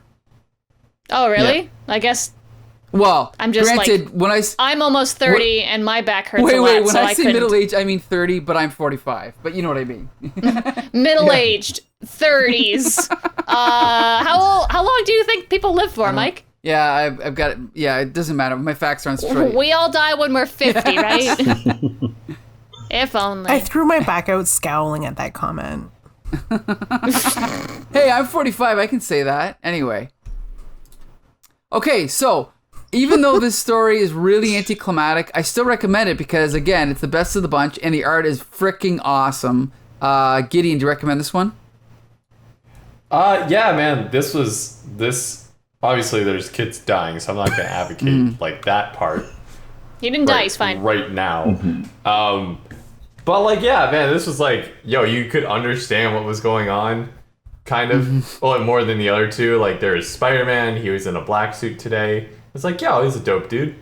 There's a kid named Alex. So you don't like kids, man, you're gonna love this one. Yeah, I'd give this one a thumbs up. Ooh, all right. Bex Luthor. Nah, pass, dumb, bad. What about the art? She likes Art's kids. Okay. I don't like kids, actually. Then this is the perfect episode for you. Yeah, I hate children, and I think S.H.I.E.L.D. should kill them all. Oh, okay. That's a lie. Oh my god, I love children. I just shouldn't be in charge of any. No, it's fine. Read it if you want. It's just the Kingpin and Foreigner stuff seems like the only important stuff. The rest of it, just look at the pretty pictures. Oh man, sorry to hold this up. Yeah. Who the hell is Kingpin? He is the fat white guy. He is the Kingpin of crime. He runs all the crime in New York and potentially other places. He is predominantly known for being a Daredevil antagonist, but was originally a Spider-Man antagonist. Yes. He's been in a lot of Marvel media. He was in the Daredevil Netflix TV show. He was in the Daredevil movie with Ben Affleck. Yeah, he's essentially the head of the Marvel Comics version of the Mafia. Right. So he was in the last comic we read, right? Yes. Yeah. Okay, In that there was a one panel. 50-50 shot that's just how they drew bad guys. Oh, But yeah, okay. Yeah. I dig. Yeah, if there's a large man and he just kind of towers over everyone and he seems like he's like the width and height of two men, that's Right. Kingpin usually. He was And in the most recent Spider-Man PS4 game. So that's not Rhino? No, Rhino's also a big dude, but he's gray. Kingpin usually wearing a white suit. That's the difference. Got it. Kingpin's smart, Rhino's stupid. Got okay. it. Gideon, did you? I don't remember. Did I ask you? Did you? Oh no, Josh. I did I think Josh. already. Yeah. I'm out of order. I don't think I would recommend it. I think maybe I just liked it because it was next to these three comics. You know what I mean? Like, or at least these two. Like, it was just like not great. And then even Spectacular to begin with. Lately, I just have not been enjoying. So this one was not as bad as the other two or the other Spectacular Spider-Man we've been reading. So no, I don't think I would really recommend it at the end of the day. The art is great, but I'm never going to come back and read this comic. All right. So I think that's a no. And on that note, if you thought those were bad, now we're going to review the worst issue of the week. We still have one Yes, left. and it's double sized. So Okay. And it's two stories. Wait. You guys, did you guys hate this comic? I did. Why did you not? It's hard to hate something you just don't understand. I kind of liked it. Well, okay. That's, Jail for Josh for 10,000 years. I kind of like the Warlock story, though. here's the thing. We have to say quickly, again, these are all 4 different writers. Ann Nocenti, I grew up loving Ann Nocenti, and I still love her in some way, but you have to kind of like be in the right mindset. And as long as you're in the right mindset, her stories are awesome, but if you're not, they are very confusing. The one thing to point out is she has no comic book background, so she came in, I think she might have been a novelist or a journalist, but she doesn't really write like anyone else at this time, and her stories tend to be really sort of hitting you over the head with like social problems and satire. And in this issue, okay, so we feature a story called Warlock from New Mutants, and really it's kind of, I don't know, I mean, you said you enjoyed it, Josh. It's basically a satire on, well, a lot of things. I think that for me, before we kind of jump in and start talking about the story, I think that if they cut Spider-Man out of this book, it would have been fine.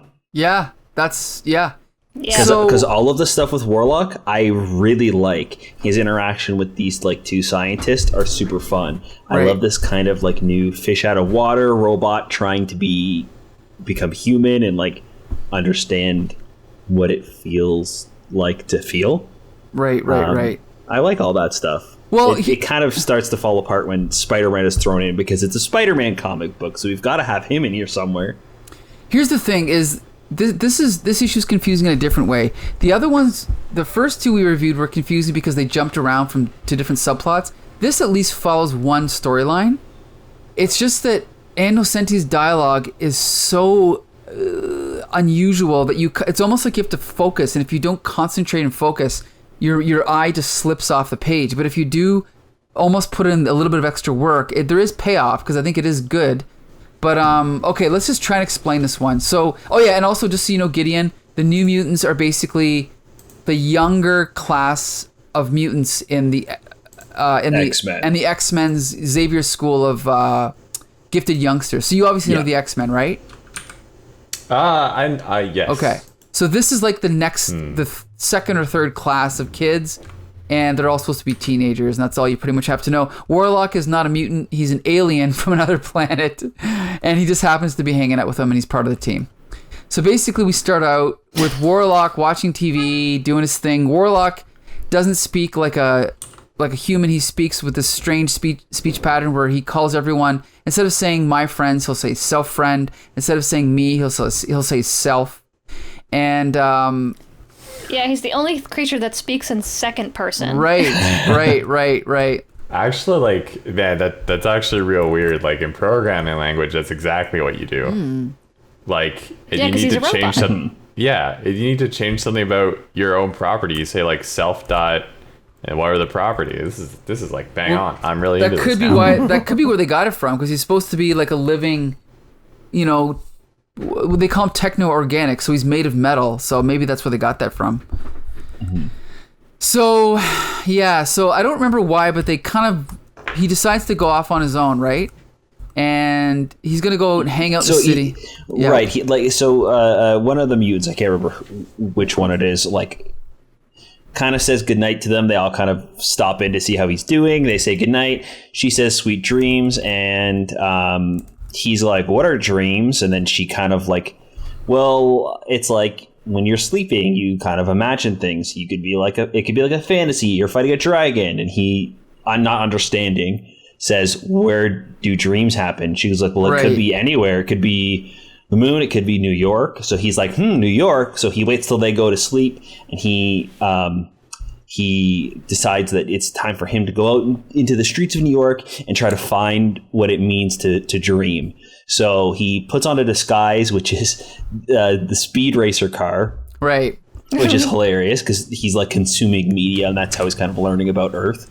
So he's kind of like going through and like trying to interact with people, trying to figure out what dreams are. We cut in with Spider-Man. He is stopping these like animal rights activists. activists. They're freeing monkeys from a lab, and they're obviously this lab is mistreating them, but they freed all the monkeys and let them loose in New York, which is probably more dangerous than just keeping them in the lab.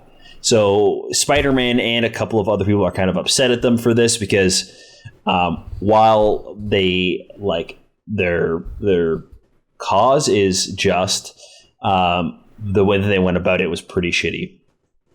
So cut over back to Warlock. He is walking around as David Letterman because that's who he consumes media. So he puts on this disguise and is able to kind of put himself out there, but it attracts too much attention. He goes, oh shit, that's right, he's famous. So he switches to somebody else. Cut back to, this is where kind of Warlock and Spidey meet up. Spidey kind of just looks at him and goes what the hell's going on? And he's like, I know you, or whatever. And whatever, he gets worried that he's gonna blow his cover, so Warlock leaves. He was walking by a store, he sees some a toy store, he sees some robots, so he walks in, just as these scientists are walking by, and they see this advanced robot, so they convince the shop owner to sell Warlock to them.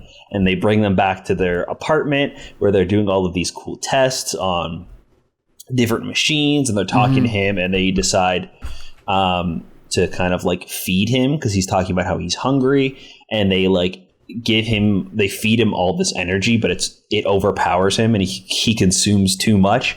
So this energy is overtaking the robot, and he kind of releases it in the only way that he knows how, which is, again, through media, and his form turns into Godzilla as he's running through the streets of New York.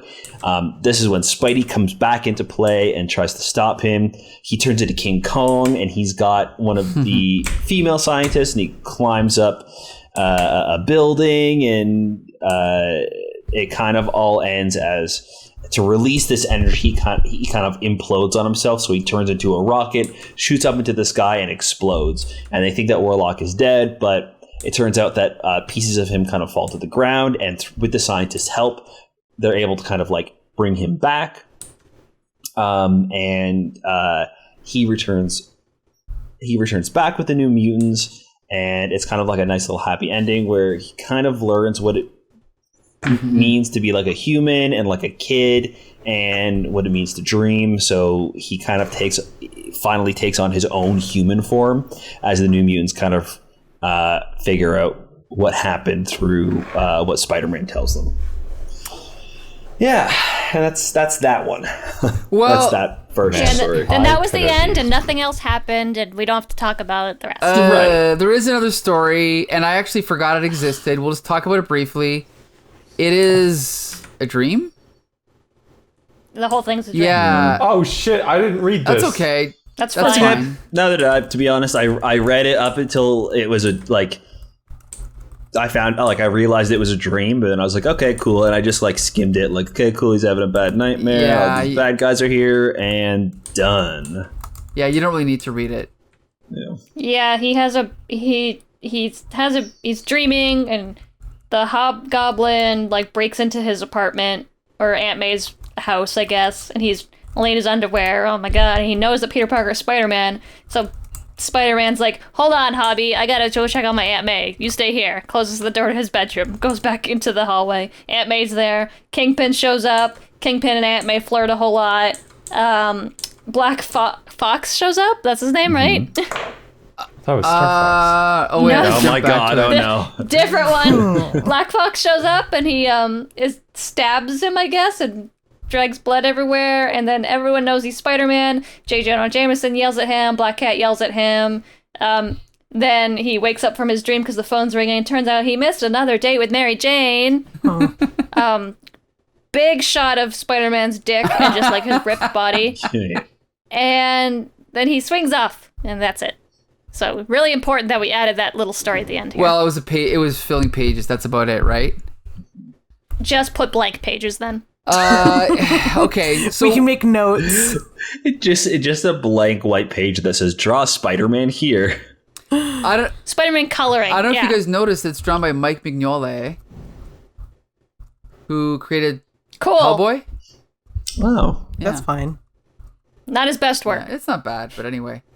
We'll just say it was a waste of space. We'll jump back to the main story. Okay, so I'm baffled about this issue. I actually had it when I was a kid, and I gave it away to someone. I'll tell you guys who later, but I gave it away to someone. I really regret it. But anyway, obviously I didn't enjoy it when I reread it. But Gideon, what's your take on this one? Oh man, I had such a hard time following what was going on. I didn't recognize a single soul in this entire thing aside from Mr. Parker. Like the color scheme really threw me off. Like the character, like Warlock, like I couldn't understand what he was. Right. And you kind of needed to be there to really understand what he was. And like I didn't notice when he was transforming into things. Right. Like I saw he turned into a car. But like I didn't realize he was transforming into people. And I just couldn't figure out what the actual crap was going on. And like I felt so bad. I tried reading this thing over and over again. I just wasn't getting it. Like where are these monkeys coming from? Like I don't know. Where are these monkeys coming from? And like I looked to try to figure out where the monkeys are coming from. And like cages? Are they in a farm? Are they in like the vet? Yeah, I think it's just like it's like a lab they're using the monkeys to test on. I believe that they say it's for like vaccines or like medicine. Yeah. But like on one page Warlock is transforming into a car. The next one Spider-Man is like going around the city, and the last panel on that next page was like, what the hell are those things on the ground? Are those demons? Monkeys. They're monkeys with needles in them, I think. Oh man, I felt so horrible that I didn't understand what's going on. Like this out of all four of the stories, I put the most effort into trying to understand. I just couldn't do it. Yeah, the art is pretty rough at times in this one. I actually, to be honest, love the art in this. Like yeah, same. I think that in terms of sometimes understanding what's happening, it's a little iffy, and then there's also anatomy moments where it's very strange. Like I like the skinny teenage Spider-Man in this one, but at times he's drawn almost like skeletal. Right. Where he literally looks like a skeleton underneath the suit. Like you don't see any sort of muscle. Yeah, the Spider-Man legs, like the spider legs are his ribs. Right. I mean, if you look at original 21, like after Godzilla shows up, the bottom left panel, the scientist running away looks like cartoon, Gumby, and then Spider-Man in that panel, like it's just a rib cage, and then the panel before that, like Gideon said, the spider symbol is his rib cage, and that's in that above panel. Yeah. Where's his tree trunk thighs? Yeah, no. Excuse me. So they're the only good part of that weird dream story. Okay, so yeah, we'll get back to the art in a minute, but Becca, what did you think of the story in this one? When we first said we were talking about it, and I was like, oh, this story, I was thinking of the dream sequence. I totally forgot somehow about the Warlock stuff, because I like the Warlock stuff. I will say, though, for Gideon's sake, probably not a good comic to introduce someone to. Like, for someone who hasn't read comics before, here's Warlock, the organic machine alien who's friends with the New Mutants, and constantly looks like he's supposedly out of, like, he doesn't match the art style. It's not a good... Don't start with Warlock. Right. I don't think this was a good issue for anybody to get into comic books. It was fascinating. I really enjoyed a lot of it. Just the style. It was such a stylistic choice. I know we were talking about not liking the skeletal Spider-Man, but I think with Warlock and that kind of crazy art style, it works a little bit better, that it is so cartoony, and like the monkeys look like the weird demons, and like he turns into Speed Racer. It's just, it's a lot. It's very weird. It feels like how 2 weeks ago when we were reading Hooky, that kind of weird. And I like that kind of weird, but it's definitely not going to be for everyone, and it definitely isn't beginner friendly, for sure. It's when you're talking with your friends who read comic books, you're like, oh, you should check out this issue. It's really weird and interesting. But it's not like, oh, I know you read comic books. Can you recommend me some Spider-Man to get me started? I'm not going to say Web of Annual #2. Right. Sorry. I'm not going to say Web of anything. Right.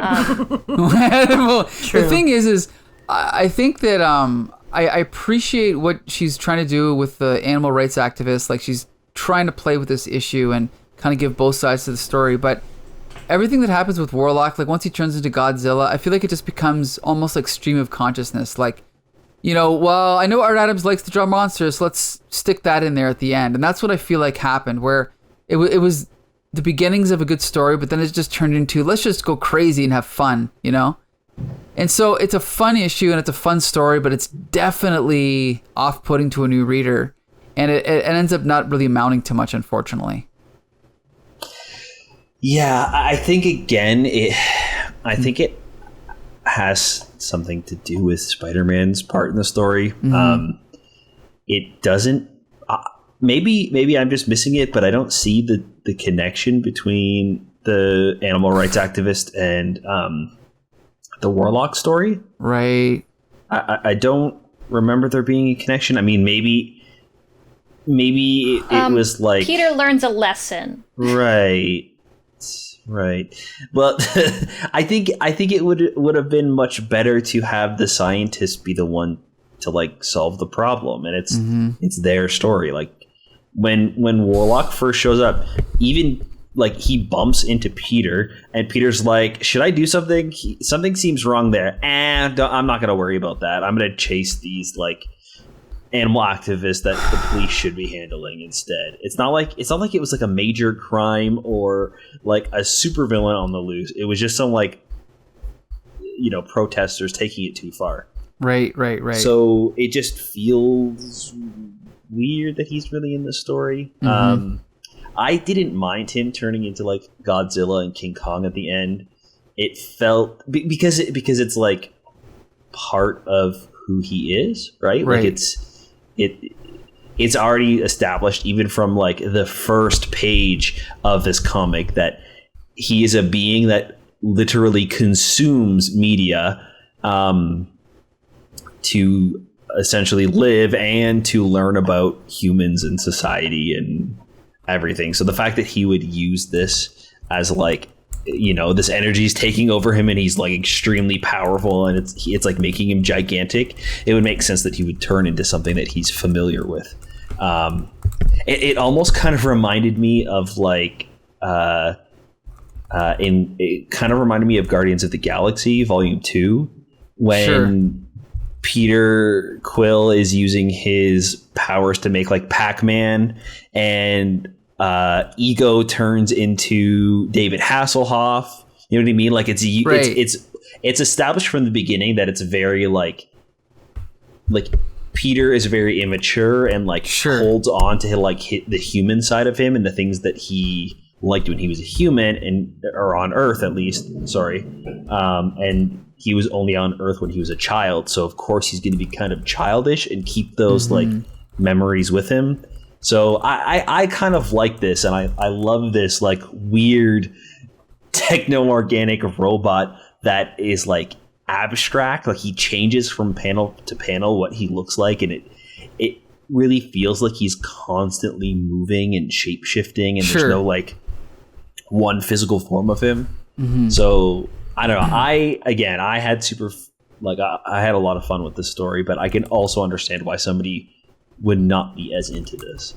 But I think it's new and refreshing and a nice break from our regular Peter Parker antics. Well, that's the thing is I think the key thing with Andocenti is since she didn't have a comic book background, she doesn't write in a typical cliche comic book dialogue. Like, Gideon mentioned What was it you said that everyone was saying Gideon was at Blast? Yeah, Blast. So like I remember talking to an Italian guy on Facebook and he's like, yeah, I just assumed that Americans all said what the blaze is. I'm like, no, none of them say what the blaze is. That's just a comic book thing, you know? Like, but Innocenti doesn't have any of those cliches. She has probably her own cliches, but at least they're different from the typical Marvel comic of the 1980s, right? Like, this doesn't really read like any other comic, which is definitely a strength, I think. Also, you know, like, unfortunately, Art Adams' style was hijacked by Todd McFarlane and Rob Liefeld and everybody else. But here in his peak, I think he is so good. Like, okay, you pointed out sometimes the anatomy is a little wacky, which is fine. He was still learning, but the detail and the experimentation he puts into the perspective, like he was literally doing one comic per year because it took him so long to draw an issue. And so he was really only doing X-Men annuals and maybe a Spider-Man annual here and there, but I just love the art in this issue. Like, you could talk about any page, but like even like digital page 14 when they come into that room, when they bring Warlock into that room, like the crazy perspective from above and the detail that he puts into all the little bookcases and everything. I just love that stuff, you know? Yeah, I think when it works well, it's very good. Right. Yeah. Yeah, like it shows he does make mistakes, but he's still learning, right? Like he's probably only like early 20s at this point. Yes, his Spider-Man is a little bit skeletal, but I really like the way he draws Spider-Man, especially the way he's almost completely solid black. I think that's a really striking sense of design he has. And one of my favorite pages in the whole book is Digital 25, when King Kong puts his hand right through the window of the building to climb up. Like that perspective looking down at him is just incredible. I think it's great. So yeah, this issue is a mixed bag. Julie, I don't know if you're following along with the art here. Are you looking at this issue at all? I have only been staring at the cover by Charles Vess. Okay. Yes, we didn't even mention the cover is not by Art Adams, by Charles Vess, but the cover is also excellent. It is dynamite. Right. The Art Adams art is actually like pretty damn good though. I really like it. It's different. Yeah, especially at this time, there was nothing like it. Of course, within 5 years, everything was like this. Not as good, but yeah, I really like this art. Yeah, Gideon, did you say anything about the art yet? I don't remember. Yes, I did. I mentioned the demon. Okay, but otherwise, did you like the way he drew Spider-Man?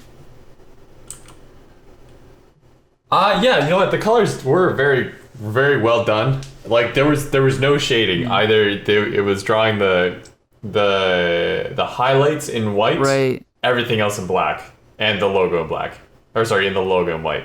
And like that did, and somehow by some miracle still managed to come out like with a lot of definition. Like if you look at that cover, once again, those thighs, my friend. That's it. Like those are goals. Right, that's Charles Vess, but yeah, I get what you're saying there. But yeah, no, I appreciate how they drew him, but like the lack of outlining for anyone else or anything else did make it a little bit challenging to like really comprehend what was going on at a glance. And like I think we really tried to encourage you to like last longer on what you were looking at. I just, oh man, it didn't do me any favors as a new dude. Yeah. To any of well, this. I mean, I've read this story at least 4 or 5 times, and I still barely understand it. Like, the thing is, I mean, again, if you concentrate, you could follow along, but it's like Innocenti's making you do so much work to struggle through this dialogue, you know? And I've never been a fan of Warlock's speech pattern. So Josh, wait, did Art Adams do the shot lines and the ink? Yes, he inked himself. Yeah. Okay. So, which works. I think he really. I mean, I think it works. Like the Godzilla shot looks great. Like the big splash page.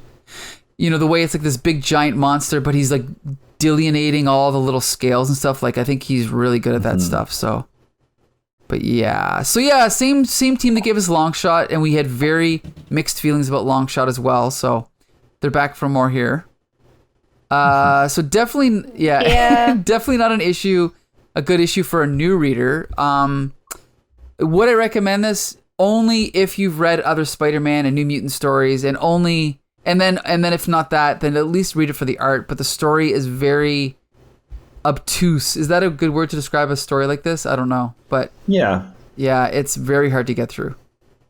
It's very strange. Yes, very strange. Gideon, do you recommend this one? Oh man. I don't like saying like no, but like man, this was real tough. Yeah.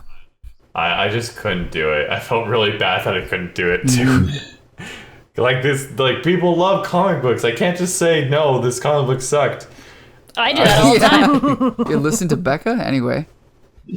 Yeah, no, it's nobody like, does. well, it's like saying, "Oh man, this recipe wasn't great" to someone that like cooked it. I was like, "Oh no." Well, we didn't. You're a nice boy. I tell people their shit all the time. Their shit Yeah, is man. shit. Oh, I couldn't do it. This one was rough. I just couldn't do it. Sorry, dudes. No problem. No No, problem. that's fine. It makes sense. Bex Luthor. Well, I'm going to disagree with Mike, and I'm going to say that if you've never read comics before, you should only read this one and then never read any more ever again. Harsh. And then when anyone ever asks you if you read comic books, you could say, "Oh, yes, I have." And they're like, "Well, what happened in it?" You go, "I don't know." Oh man, So, really hit the head right there. Holy shit. Yeah, I loved it, but most people probably won't, and that's fine, because people are allowed to have different opinions on things like, do you like this Spider-Man annual? Yes or no? That's fine. Not going to hurt anybody to dislike it, because it is weird and not for everybody. Just skip the last, the weird like backup story. 5-page story at the Right. end. Why? It was all a dream. The worst, absolute worst. Yes, Josh, do you recommend this one? I would recommend it to anybody who is already a comics fan and wants to read something new and refreshing. I think this is pretty fun. It does suffer, I think, from the most annuals suffer because they either have too much, like they cram every single Marvel character ever in existence in one issue, or it's like a really fun, cool story that Spider-Man doesn't belong in. And it's the latter this time. Right. I really love the story, and I would honestly read this again. But I think it's a little bit weaker because Spider-Man doesn't necessarily really feel like he fits into what's going on, and I don't think taking him out would change anything. Like he says hi to Warlock at the beginning. He swings by him as he's Godzilla, and then he kind of like punches him, and then I think it's Warlock who turns into the spaceship, right? Right. And like he does that himself, and then rockets off into outer space. And then Spider-Man's like, "Oh, beans! I could have saved him," and then he's fine at the end. Yeah, kind of just a free-for-all, random stream of consciousness story, inconsequential. Yeah, it's fun, but not great. Yeah. So Gideon, we'd like to have you on again in the future, hopefully with a better batch of comics. Yeah, much better. Oh man, I'm so happy you said that. I felt really bad for not liking some of them. Well, Did you hear us, though? This is a rough week. Yeah, dude, They're I'm all rough totally weeks. I'm totally down to hang out with the crew and talk about books. It seems like it's something that is very new, and I'd be totally welcome to do it. Also, some people got me some really good advice for my plants. That's also a big plus. I'm Thanks glad for I that. could help. Spidercast, we talk about Spider-Man and plant advice. Well, dude, So- man, plants, they're like pets, except without all the effort. Yeah. and And like, I'd still feel really bad if they die, but like, Yeah, I've killed like 4 plants. But anyway, inconsequential. Me and Gideon are going to start a plant podcast. sounds fun. Oh dear. Yeah, Gideon has plant problems and Josh has plant solutions. Oh man, if that's how this is playing out, I'm totally down for that. I buy a shit ton of plants and like they stay alive. I just don't know what any of them are. Right. the future is bright. for the Syndicate Network. Oh my gosh. We're gonna just stray away from comic books and just start talking about plants. Yeah. We get more views than we've ever gotten before. Probably. Yo, and then we could open up another podcast about like networking and like computers and stuff. I don't know anything about that. No, Yeah. okay. Never mind. Yeah. So that'd And be plants. perfect. Becca might be down for that. I'm absolutely down for that. Yo, talk about. Okay. I could use my degree for something. Yo, I don't have to just I'm, stare at I am it. 100% down to talk about networks. They're just like I don't know how I would make that interesting. Well, I'm feel sure like there's a bigger audience for it than there are for, bad Spider-Man comics. But anyway. You'd be surprised at how much they overlap. Yeah, you're probably right. Just me. It's just me. It's only me. Okay, so I think we've broken our record for the longest regular episode, so at some point we should wrap it up. We definitely want to thank Gideon Gray for joining us. What's up? Yeah. That's me. That's you. We'll have you back on again, like we said, with some better comics, hopefully. Sweet. Don't promise anything you can't keep. For those who join us every week, next week we are scheduled to have our friend Carlos join us. And I'm sure G.I. Julie will be back for that one, right, G.I. Julie? Maybe. If I remember to read. She was here for this one. Yeah. And Exactly, I was here. We'll be reviewing Webb of Spider-Man number 19 featuring The Humbug. Don't miss that one. Oh boy. Amazing Spider-Man 281 featuring the follow-up to the Sinister Syndicate. Peter Parker, The Spectacular Spider-Man 119 featuring the return of Sabretooth. And another annual Peter Parker, The Spectacular Spider-Man annual number 6 featuring the return of Ace. And you can take it from here, Josh. yeah, we want to thank you guys so much for listening to the podcast. It really helps when you leave us a review over on Apple Podcasts. Or you can drop us a line on Twitter at HCTSpidercast. Please let us know what you guys think about the comics we're talking about and the podcast itself. It really helps when you keep in touch, so let's keep that comics conversation going. That's right. So until next Monday, see you later.